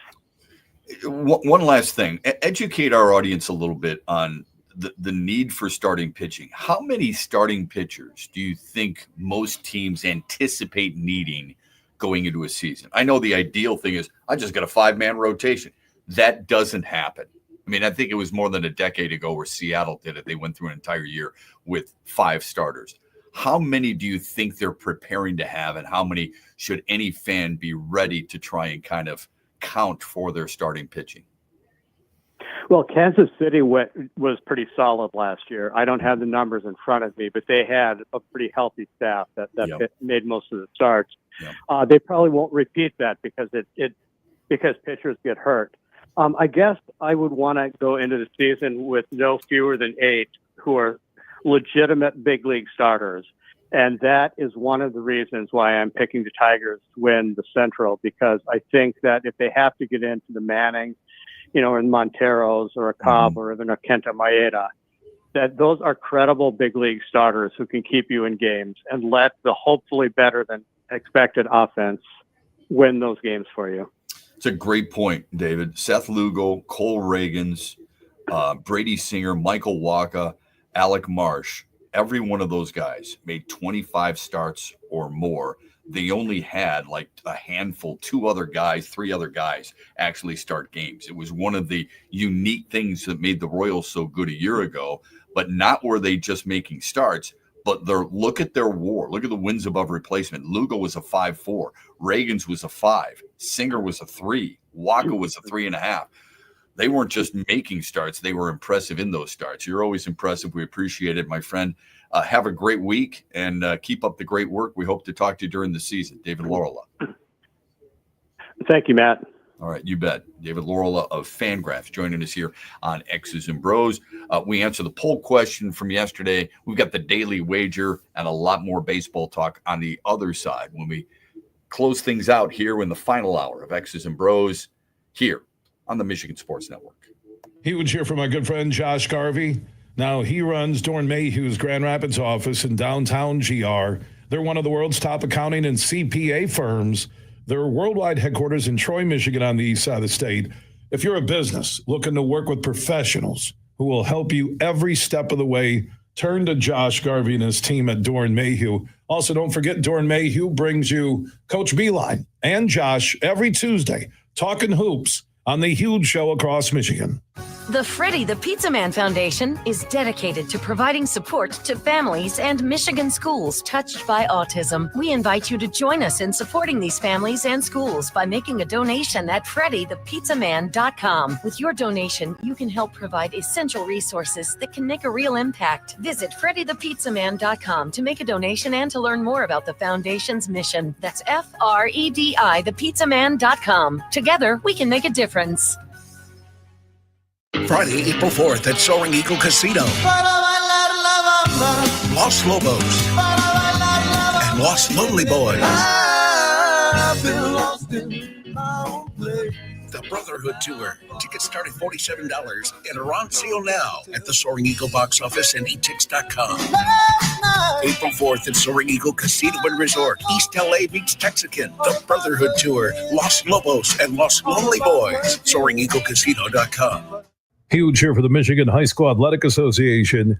You can stay up to date on the latest from Lansing 24/7 at MHSAA.com, at MHSAA on Twitter, and MHSAA on Facebook. The latest news, press releases, and stories connected to every high school in the state of Michigan, available for you 24/7 from the Michigan High School Athletic Association. Log on to MHSAA.com, at MHSAA on Twitter, and MHSAA on Facebook. And if you're looking for archive, boys and girls, high school sports, MHSAA.TV. That's MHSAA.TV. 24/7, everything you need to know about high school sports in Michigan. Log on to MHSAA.com. When you're on the go, every minute of the day counts. Meyer Home Delivery and Pickup helps you make the most of every second. Get all your weekly shopping online, quickly and easily, from wherever you are, whenever you want. Then have your Meyer order delivered to your home, or swing by and pick it up when you're out and about. Whatever works best for your schedule. The good life is in reach with Meyer Home Delivery and Pickup. What's up, Michigan? You're listening to Shep. Don't forget the huge show later today at 3 on the Michigan Sports Network.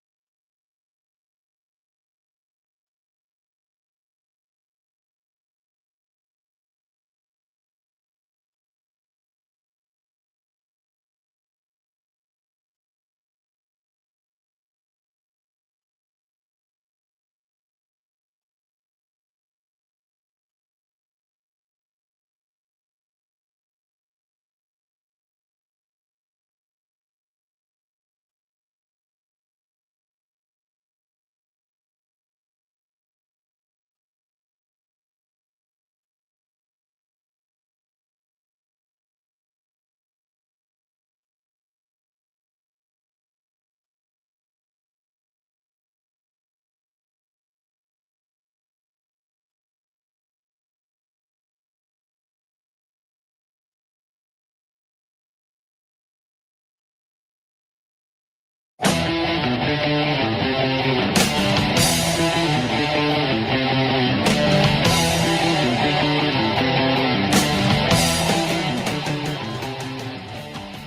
you punch us back, we're going to smile at you. And when you knock us down, we're going to get up. And on the way up, we're going to bite a kneecap off. Home run! Home run! He hit it a mile! Let's give them the keys to the Hall of Fame, but not tonight. Tonight they are in the Stanley Cup. Steve Eiserman, come get it. It feels like cool, heaven must be lying. I got one question for you, Michigan Nation. Who's got it better than us?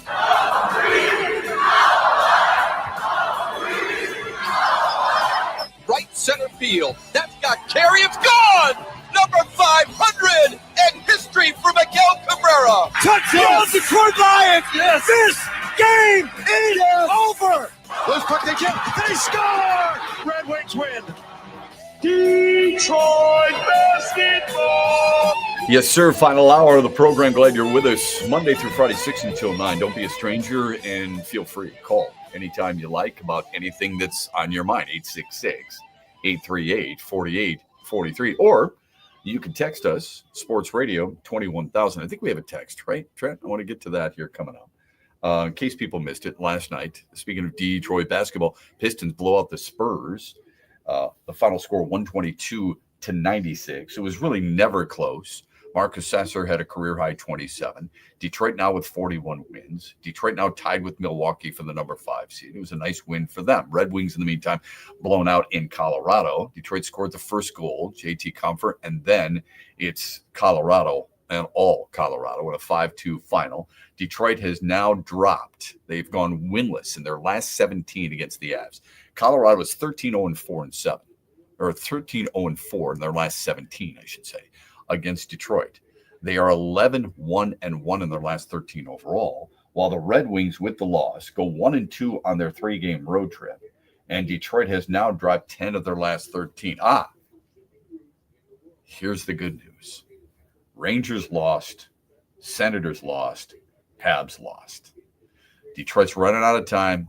They've got 11 games remaining, and they have 3 points to try and make up. We'll soon find out on whether or not they can do it. Here's our poll question for the day. Would you rather watch college basketball or the NBA? Vote as often as you like at XB Mornings.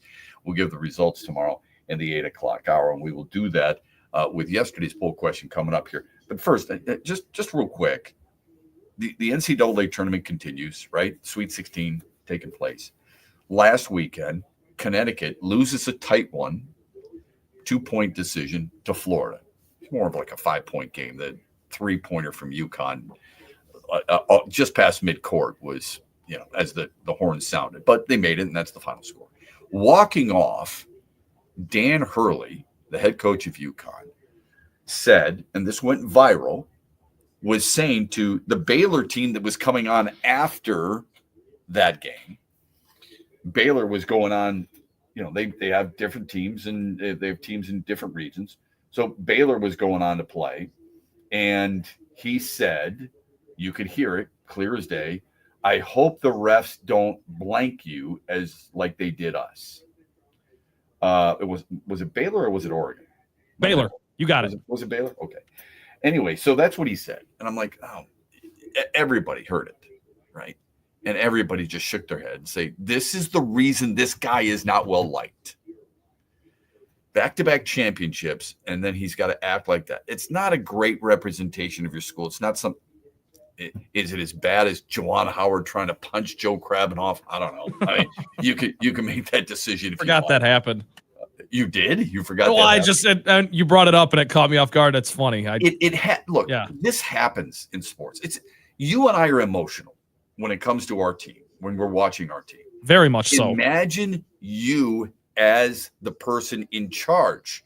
You and I get ready by putting out a bowl of pretzels and putting beer on ice. Yes. They get ready by watching hours of film, going over every possible detail. So the emotion is going to be.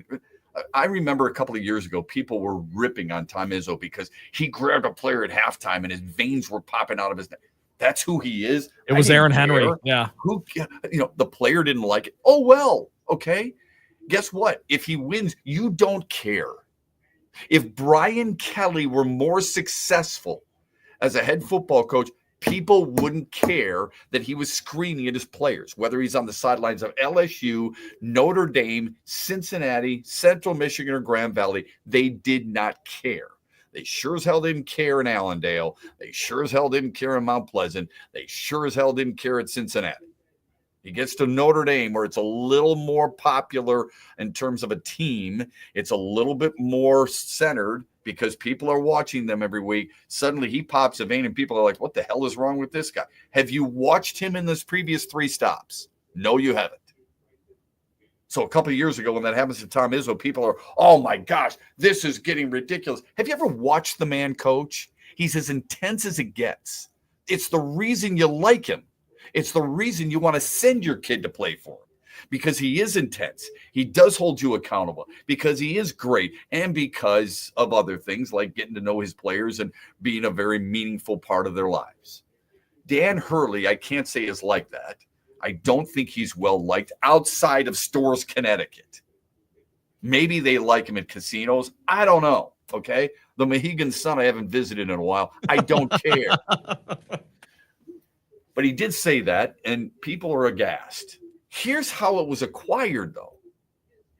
It was acquired by a reporter who was in an area he shouldn't have been in, rolling while he said it. I'm not making an excuse for Dan Hurley, because, again, even though I can understand the emotional part of things, you got to understand that you're almost on camera all the time. That isn't the worst part of it. The worst part of it is how the director of communications for men's basketball at Connecticut handled it after that. Instead of going to the reporter and saying, Trent, you took a video. It ain't cool, man. Can you please take it down? Because you shouldn't have been there in the first place, and this could affect a relationship moving forward. Instead, he threatens him. He threatens him and says, I'm going to ruin the rest of your life, or something along those lines, which is stupid to say. Can I say, for the record, the reporter in question, Joey Ellis, I went to school with him at Michigan State. He's a Grand Rapids native. I know him. I know him well. We've talked about this. I don't think he did anything wrong. I just want that on the record. Well, if he's in I don't know. He was allowed. He was credentialed and allowed to be where he was. And it is his right. Just because you're credentialed doesn't mean you can be wherever you want. If you've ever been to an NCAA tournament game, and I think they over-police it personally, all right? I've gotten into it plenty with people. I've gotten off a bus, and people said, where's your credential? I got to go pick it up there. You can't go past the spot. I'm like, dude, are you serious? I just got off the bus. I stay at the team hotel. I'm with them all the time. This is ridiculous, all right? I was at the Palace in 2013. You can't go in the locker room. Yes, I can. Your credential doesn't allow you. I am the voice of this basketball team. I'm going in to do the pregame interview. Right. Don't try to stop me. Yeah, they're overbearing. I don't know if that's just because you have a credential doesn't mean you're allowed to go anywhere you want. The director of communications is saying he was in an area he wasn't allowed. He's telling you he is. I don't know the answer to that. All other accounts said he was. I just wanted that known, because I know there are people that listen to this that know that I know Joey. I'm just telling you, I don't know the answer to that. I don't know if either one of us know. Just because one person says it doesn't mean that it's true. Sure. Putting that out there, I don't see an issue with it either. Okay? Right. You're held for your actions. You're held responsible for your actions. Dan Hurley doesn't want that to be known. Whisper it. Don't say it out loud. Take somebody off to the side. Yeah, I mean, he's yelling it in the tunnel. It's not like people could have heard it and told the story and reported it without video evidence. Absolutely. Yeah. Fans could have said, yeah, but then it's hearsay, right? I mean, video evidence is a lot different. Fans could have been videotaping that. Yeah. That's the thing. He's coming through the tunnel. I don't think he yelled it. I wouldn't say he yelled it. He did tell them, but it wasn't like he was screaming at the top of his lungs. I don't think he did anything wrong either. My point is, the director of communications, how do you make that statement to a member of the media and not expect it to get out? The emotional part, I mean, it's hard. I don't always do a great job. Trent, you're a coach. How many parents do you have to deal with? I mean, did you ever talk to them and say, can you give me the 24-hour rule? before you get upset that your child didn't play. Right. Of course, it's 8th grade basketball, but it's a lot. You understand what I'm saying? I do, yes. The phone number on the wire hotline is 866-838-4843. You can text the program Sports Radio to 21,000. Do want to get into an article yesterday ranking every Major League Baseball team. Where do you think the Tigers are? We'll get to that coming up as well. And we'll get to the results of our poll question yesterday. And, of course, the Daily Wager. How did that turn out yesterday? What do we got tonight? That's coming up here on X's and Bros, brought to you by Soaring Eagle Casino and Resort. Huge here for my good friends at Insurant. Now they understand more than anybody that inflation has caused auto insurance premiums in our state to skyrocket. And Insurant was built to help people in Michigan comparison shop their auto insurance. A true one-stop shop for saving money. So stop overpaying. Call 231-COMPARE to get quotes today or visit insure.it. That is insure.it. Compare and save money right now.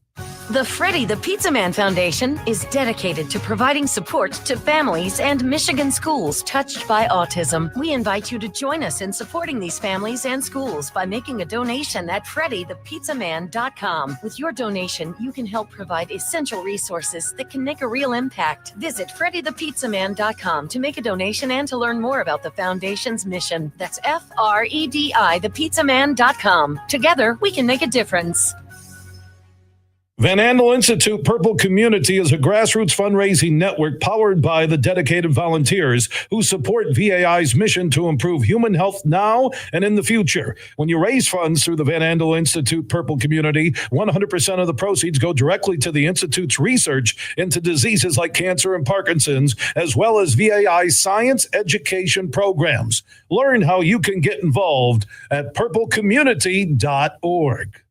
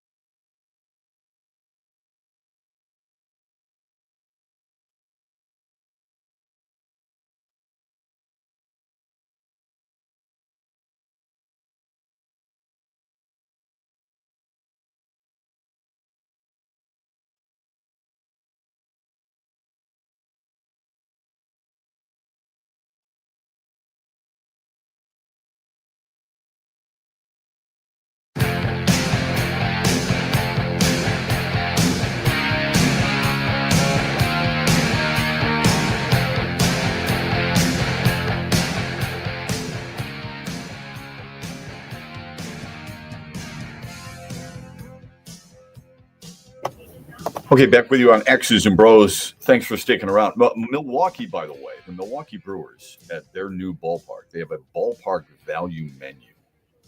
You ready? Hot dogs are $4. Pretzel bites with cheese, $4. Cinnamon sugar pretzel bites with cream cheese icing, no calories, $4. Nacho chips with cheese, $4. Popcorn, $3.50.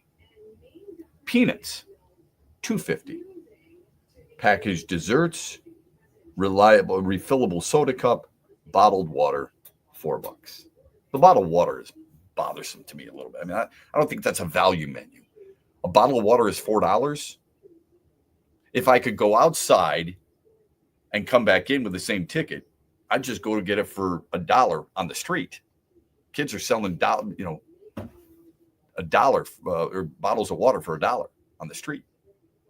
But the point is, the rest of that, and we now see hot dogs for $4 as a value. Some people don't see hot dogs as a value at all, but we now see them as a value. It's cheaper than what you're getting in most ballparks. How important do you think that is to see at Comerica Park and other places? I think really important. With the cost of everything that's going, I think it'd be great. That's how you win fans over. Did you see the couple changes Comerica Park did make to the ballpark? I did see. There's no path to the pitcher's mound. The keyway, whatever they call it. It was the last ballpark to have that. I didn't care. I don't know. No, it's not a big deal. I don't know why. The corporatization of ballparks and arenas. Look, you can say what you want about the big house. You don't see that there. You like that. If you want the purity, just because you don't like them doesn't mean you can't give a team, an organization, a university, or whatever credit. If you don't like the sellouts to all these different corporations, it makes me sick. Go there. Yeah, prime example. Okay. They don't have it. I'm not saying it's right or wrong. I'm just telling you, they don't have it. They've taken the Tigers script off the top of the left field, huge. It's a bigger scoreboard now than it's ever been. They've taken the Tigers script off and they've put Comerica Park up there. I don't know if that was negotiated with Comerica Bank or what, okay? But it's more signage that more says, corporate. Hello, we are bought and sold by a specific sponsor. It's really too bad. Does it make me not want to go there? Not necessarily. It's just the reality of what sports is. Sports is. I was last night I'm watching the Wings game. The whole gambling stuff is incredible. The league, the audacity of leagues to say, I don't want anybody associated with your team gambling now. By the way, can we sign the contract now with FanGraphs? Okay. But I'm sitting here watching the Red Wings post game, and my friend Trevor Thompson is hosting it from Colorado. And JT Comfort scores. And, Danny, if you had JT Comfort scoring, you would have gotten this for betting this on Sports Kings or whatever, DraftKings or whatever. I forget who sponsors it. The point is, almost every segment had some type of betting associated with it. And that's what it's become. It's become betting and sponsorships everywhere. And before you start to go, give me a break. No, not really. Look at the uniforms, folks. Tigers have a logo. Red Wings have a logo on their helmet. You're seeing it everywhere. I don't think the National Football League does that. Does it? They don't. They do it in the preseason, or they do it in their practice uniforms. Practice uniforms. Okay. Yeah, it's only a matter of time. It's only a matter of time. Basketball does it. The Pistons have it. I think the NBA was the first of the four major sports to do it. It's everywhere. And yeah. College, it's going to happen in college. It has to a certain extent. I mean, I can sit there and praise, Michigan, the big house, but they got the Jumpman stuff. So it's all marketing. We get it. You've seen it. You've noticed it. So why does it surprise you? You have no problem with a logo on a helmet or a jersey. I've accepted it, Shep. That's just the way it is. But you're going to get all butthurt over a scoreboard? Come on. There's advertising everywhere. It's on all the LED lights. It's on the outfield wall signs. It's on the rakes. Canopy. It's the ground crew. It's up in the right field where you have people going out there and partying while watching the game at the same time. It's no different than any other ballpark. They're not doing anything different than anybody else is doing. So don't get pissed off at Chris Ilitch or the Tigers in general because they're doing something. You want them to be different, take them all down. And that would never happen. But we're the same people who will sit there and go out and buy the merchandise that has the logo of the advertiser on it. Look at me. I just got my Michigan jersey. What is it? The Jumpman. Oh, good.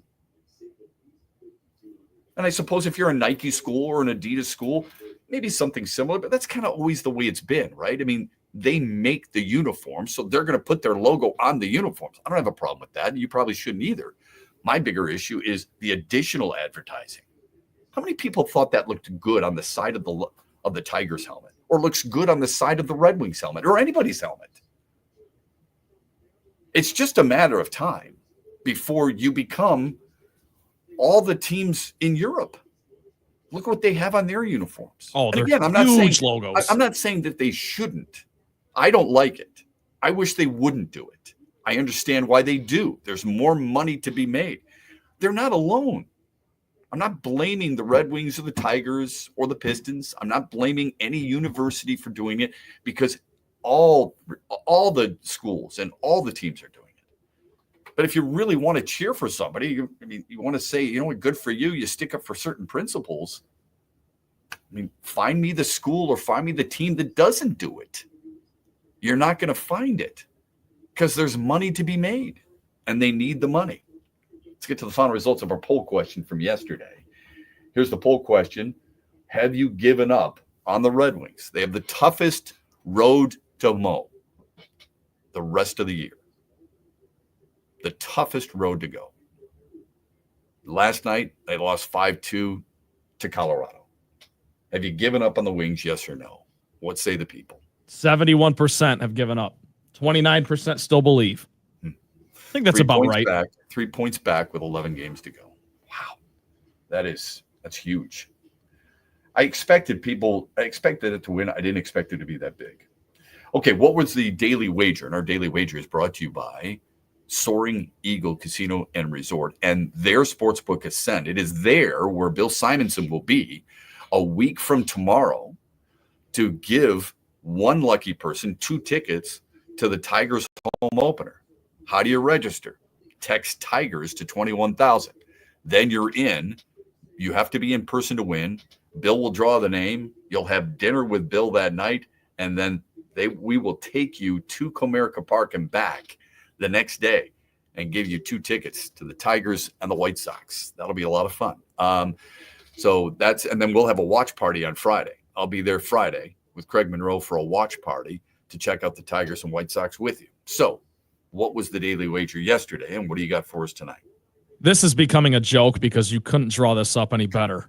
I had over 122.5 points for the Pistons. You know how many they scored, Shep? 122. 122. We lose by a half a point. But tonight, tough week. It's rough week. Well, we had a push Monday and a loser yesterday. But tonight, Lakers at Pacers. The Lakers are a 1.5 point favorite. LeBron's back. I know the Lakers are on a bit of a slide, but before LeBron got hurt, they were the second. Well, yeah, this will be a second game back. Did you see his travel the other night? Every night. Travel. Every night. Every night, Shep. It's ridiculous. But give me the Lakers to cover 1.5. It would help the Pistons out, too, if they hand the Pacers an L. So there you go. Okay, when we come back, I do want to – there's a couple of things. A couple of websites have reseeded the coaches in the Sweet 16. Where do you think Izzo and May rank? Who do you think is last? It might surprise you. And I'd like to give you a little bit of a synopsis of what one article had as where they ranked the Major League Baseball teams, specifically where are the Tigers. Think about it for a moment. Get with us, and we got a few texts that we need to get to before we close things out on a Wednesday morning on X's and Bros. Rock legend Peter Frampton comes alive. Peter Frampton, the Let's Do It Again tour returns Saturday, April 19th to Soaring Eagle Casino. Tickets start at $73 and are on sale now at the box office or etix.com. Peter Frampton, April 19th at Soaring Eagle Casino and Resort. SoaringEagleCasino.com. Make sure you listen weekly to our Moving Ferris Forward interviews with Ferris President Bill Pink and other leaders who are moving Ferris forward. Find out more about Big Rapids and Ferris and what they have to offer at ferris.edu. Coming right at you, the excitement you've been waiting for. Eagle Casino and Sports, the mobile casino made in Michigan, made for Michigan. Play slots and table games with live dealers at one exciting site, playeagle.com. Sign up today and get a match deposit up to $1,500. That's right, up to $1,500 plus 100 free spins. Eagle Casino and Sports. Go to playeagle.com and start winning today. Must be 21 or older and in Michigan to play.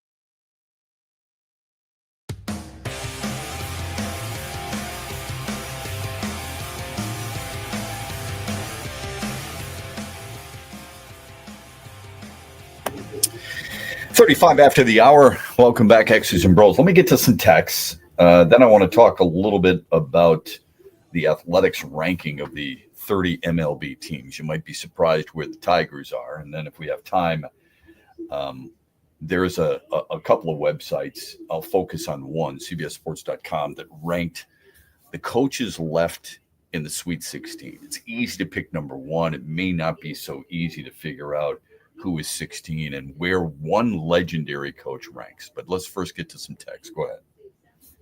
Good morning, guys. I used to love the NBA, but now I don't watch. No defense, no post play, no rivalries, nothing but threes and players changing teams every year.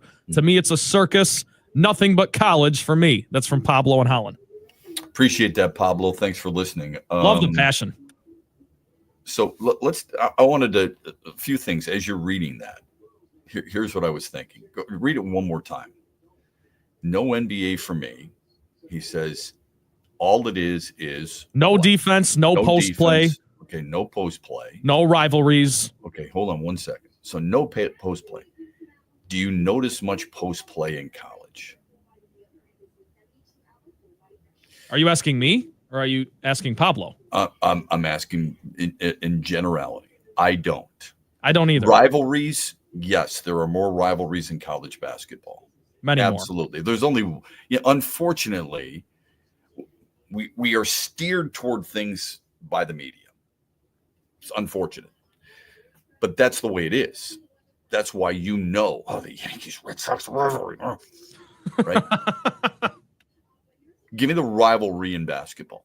I know where you're going with this. It's Lakers-Celtics, and that's it. And they only play twice a year. Play twice a regular season. I don't know if that's the media's fault or if that's the NBA's fault. How much do we notice it? It used to be a great rivalry with the Pistons and Bulls, but when both teams suck, it's really hard to do that. Very hard. Yeah. So I don't think, I don't want to blame the NBA for that. There just haven't been that many good teams who are fighting one another, close in proximity, close in the divisions and so on. So it's hard to have a rivalry with Milwaukee. Used to be really cool way back in the day when Sidney Moncrief was playing for Milwaukee. It was awesome to battle them. All right. You're not seeing that any longer. So I don't know if that's always or if that is specifically on the NBA. But okay, I think it's a good point. I'm just wondering. All right. The next part he says is what? Nothing but threes, and players change teams every year. Okay. So nothing but threes is what college basketball is becoming. And college and players changing teams every year, you're seeing that in college all the time too. So I don't think it's a whole lot different. I think it's slightly different. But all the things you're complaining about with the NBA, could you not all of it, but could you not take most of those and kind of slip that in for college basketball? Because guys are changing in the transfer portal. We see it all the time. Coaches are leaving all the time. New Mexico's now without a coach. Richard Pitino's going to Xavier. You're seeing guys take threes constantly. I mean, how many times have people this year, why is Michigan State taking so many threes and all this other stuff? Well, that's the game today. So I don't like it either.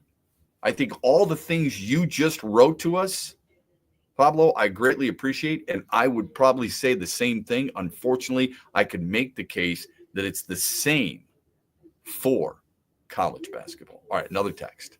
Similar text here. College basketball is much better, mainly because the kids actually care. The Pistons care, but the rest of the league, I like that point. That's a good point. Is it?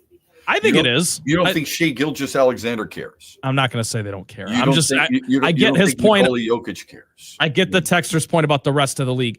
You got teams actively tanking right now. It's very clear. Hold on. That's always been the case. And wait a minute. Your team tanked last year. Yeah, Shep, I'm just reading the Pistons care. They do. And this fan is refreshed by that. They're saying the rest of the league, they're not so convinced of. And I think he's got a point. Well, that's all I'm saying. Of course, you got your 4 or 5 teams in each conference. That Washington is tanking. Yes. It's hard to deny that Charlotte is tanking. Utah just got I have fined. a problem with this for sure. I am on board with what the texter says. We've got to be careful. The Pistons tanked a year ago. This happens in the NBA, and the texter's right. This should have been squashed a long time ago. We accept it. The texter doesn't. You don't. I don't. And I'm glad we don't. I think it's deplorable. I really do. But this is what we're doing. This is what is happening. And by the way, the NBA is not the only one.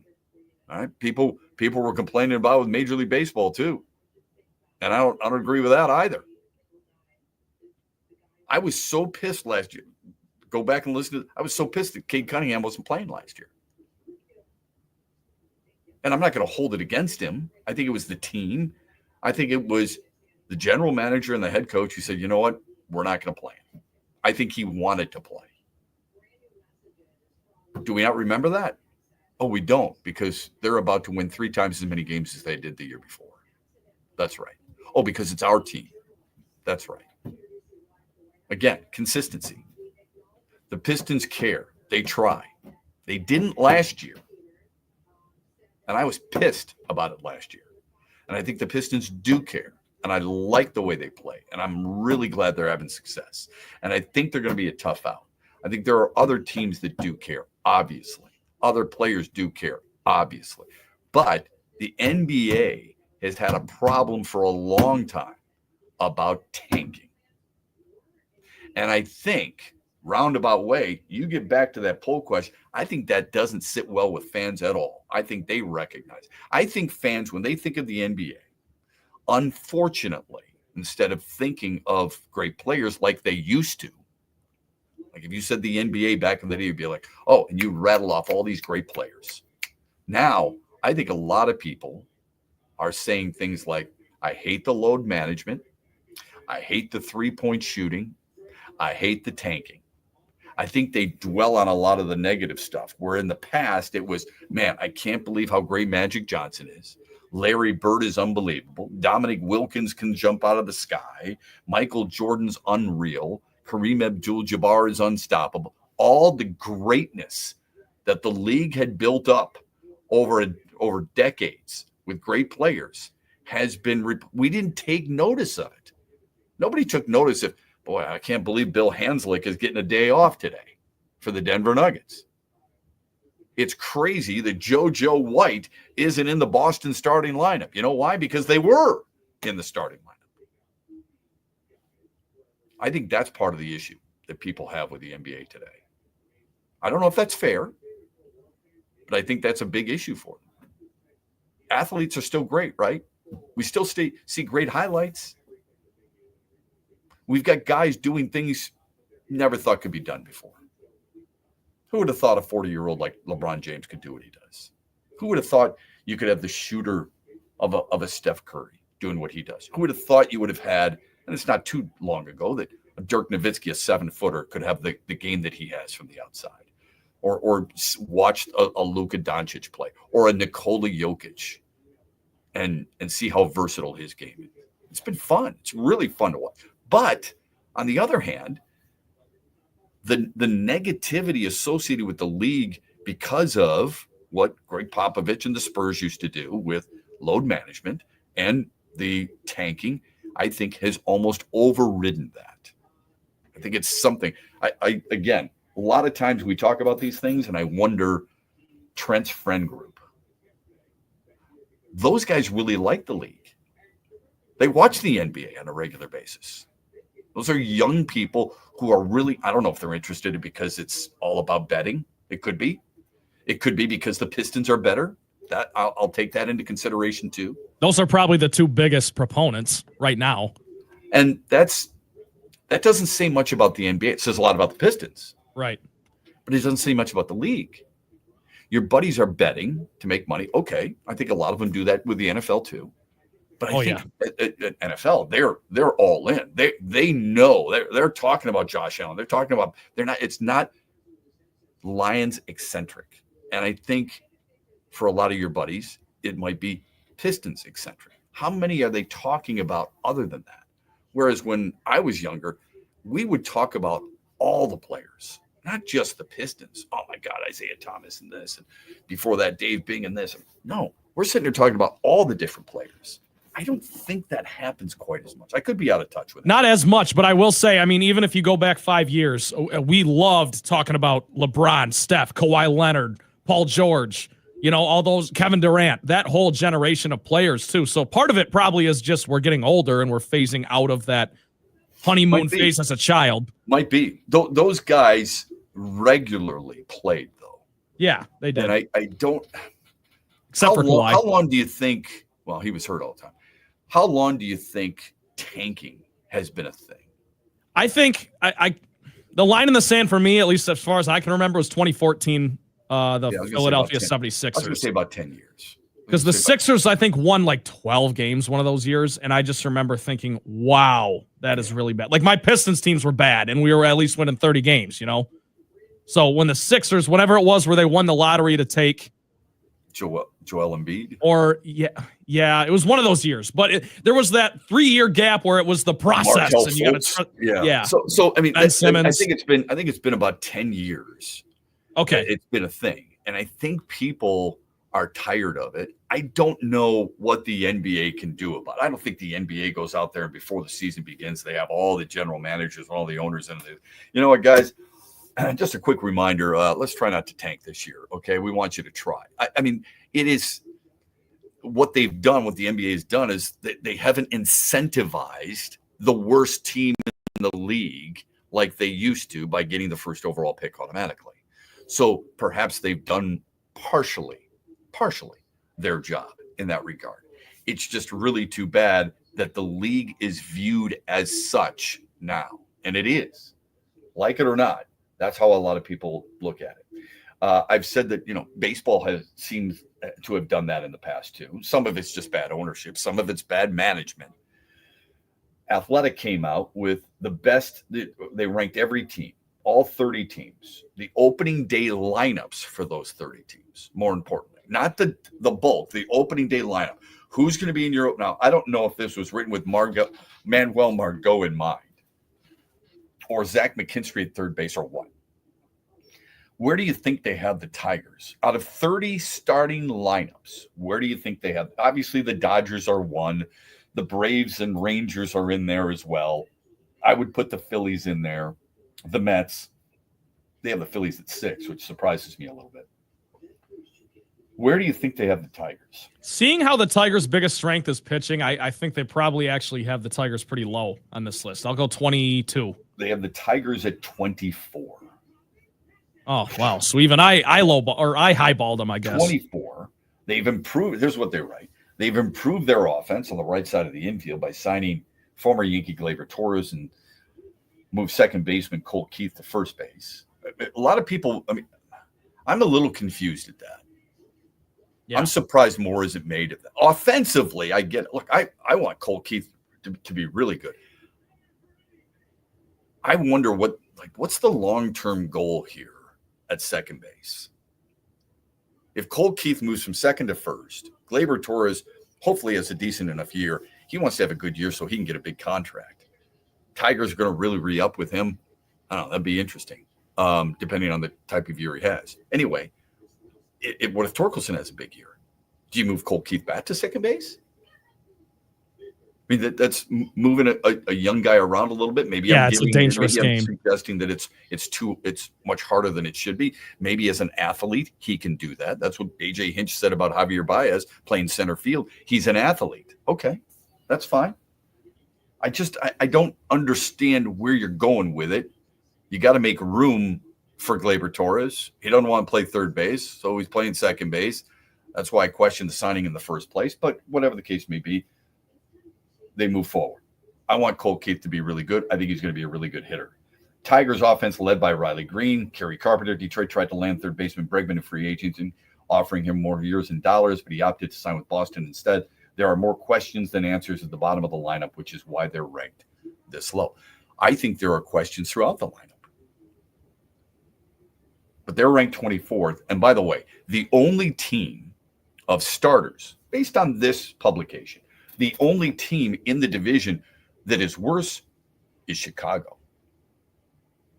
From a starting lineup standpoint, this publication has the Royals, the Twins, and the Guardians all ahead of the Detroit Tigers. That's what's so fascinating about this Tigers Okay. team, though, because the people that are picking the Tigers to win the division, like David Laurilo, who we had on at 7:35, their whole reasoning is pitching. They're aware that the lineup isn't very good. So how heavily can you lean on the pitching is the question going into tomorrow. Yeah. Kansas City is ranked 13th from their opening day roster. That's good. They're number 13. Compared to 24. And Minnesota is 15. And Cleveland is 17. So I found that pretty interesting, that just strictly from the starting lineup standpoint. Now, what you'd like to see is who is their starting lineup. Because I don't know exactly when this was written. I know when it was published. I don't know when it was written. Did they think Parker Meadows was coming back? How long are they giving Matt Vierling to be out? Who do they have at third base? Right. Which starting lineup are they looking at? They didn't acquire Manuel Margot yet. Here's what we know. The third base position is going to be shared. It's going to be McKinstry. It's going to be Ibanez. It doesn't leave you with great confidence. Shortstop is going to be shared. It's Sweeney. It's Baez. It doesn't leave you with great confidence. Second and first are solidified. Neither one of those gives me great confidence. Catcher is solidified.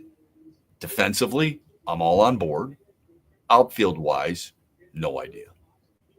We know Riley Green, and that's it. Revolving door.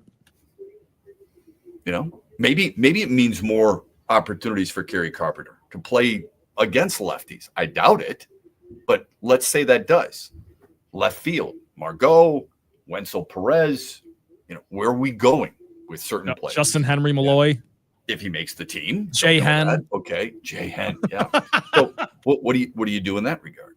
That's a little, to me, it's dicey. That's a little scary. Okay. I mean, there's a lot of things. You got 162 games, folks. There's so much that can be ironed out. There's so much that can be figured out. And there's so much room for improvement for certain individuals that it may take place. So I'm not going to absolutely close the door and say this. I said a year ago I expect them to win the division. This year, I don't. After what they've done, I do not. I think there are better lineups with equal pitching. Cleveland specifically with the equal pitching. Minnesota, when healthy, might be the best team in the division. It starts tomorrow. We'll talk more about it tomorrow with you via text or on the Meyer hotline. Appreciate you joining us. And our thanks to David Laurila for joining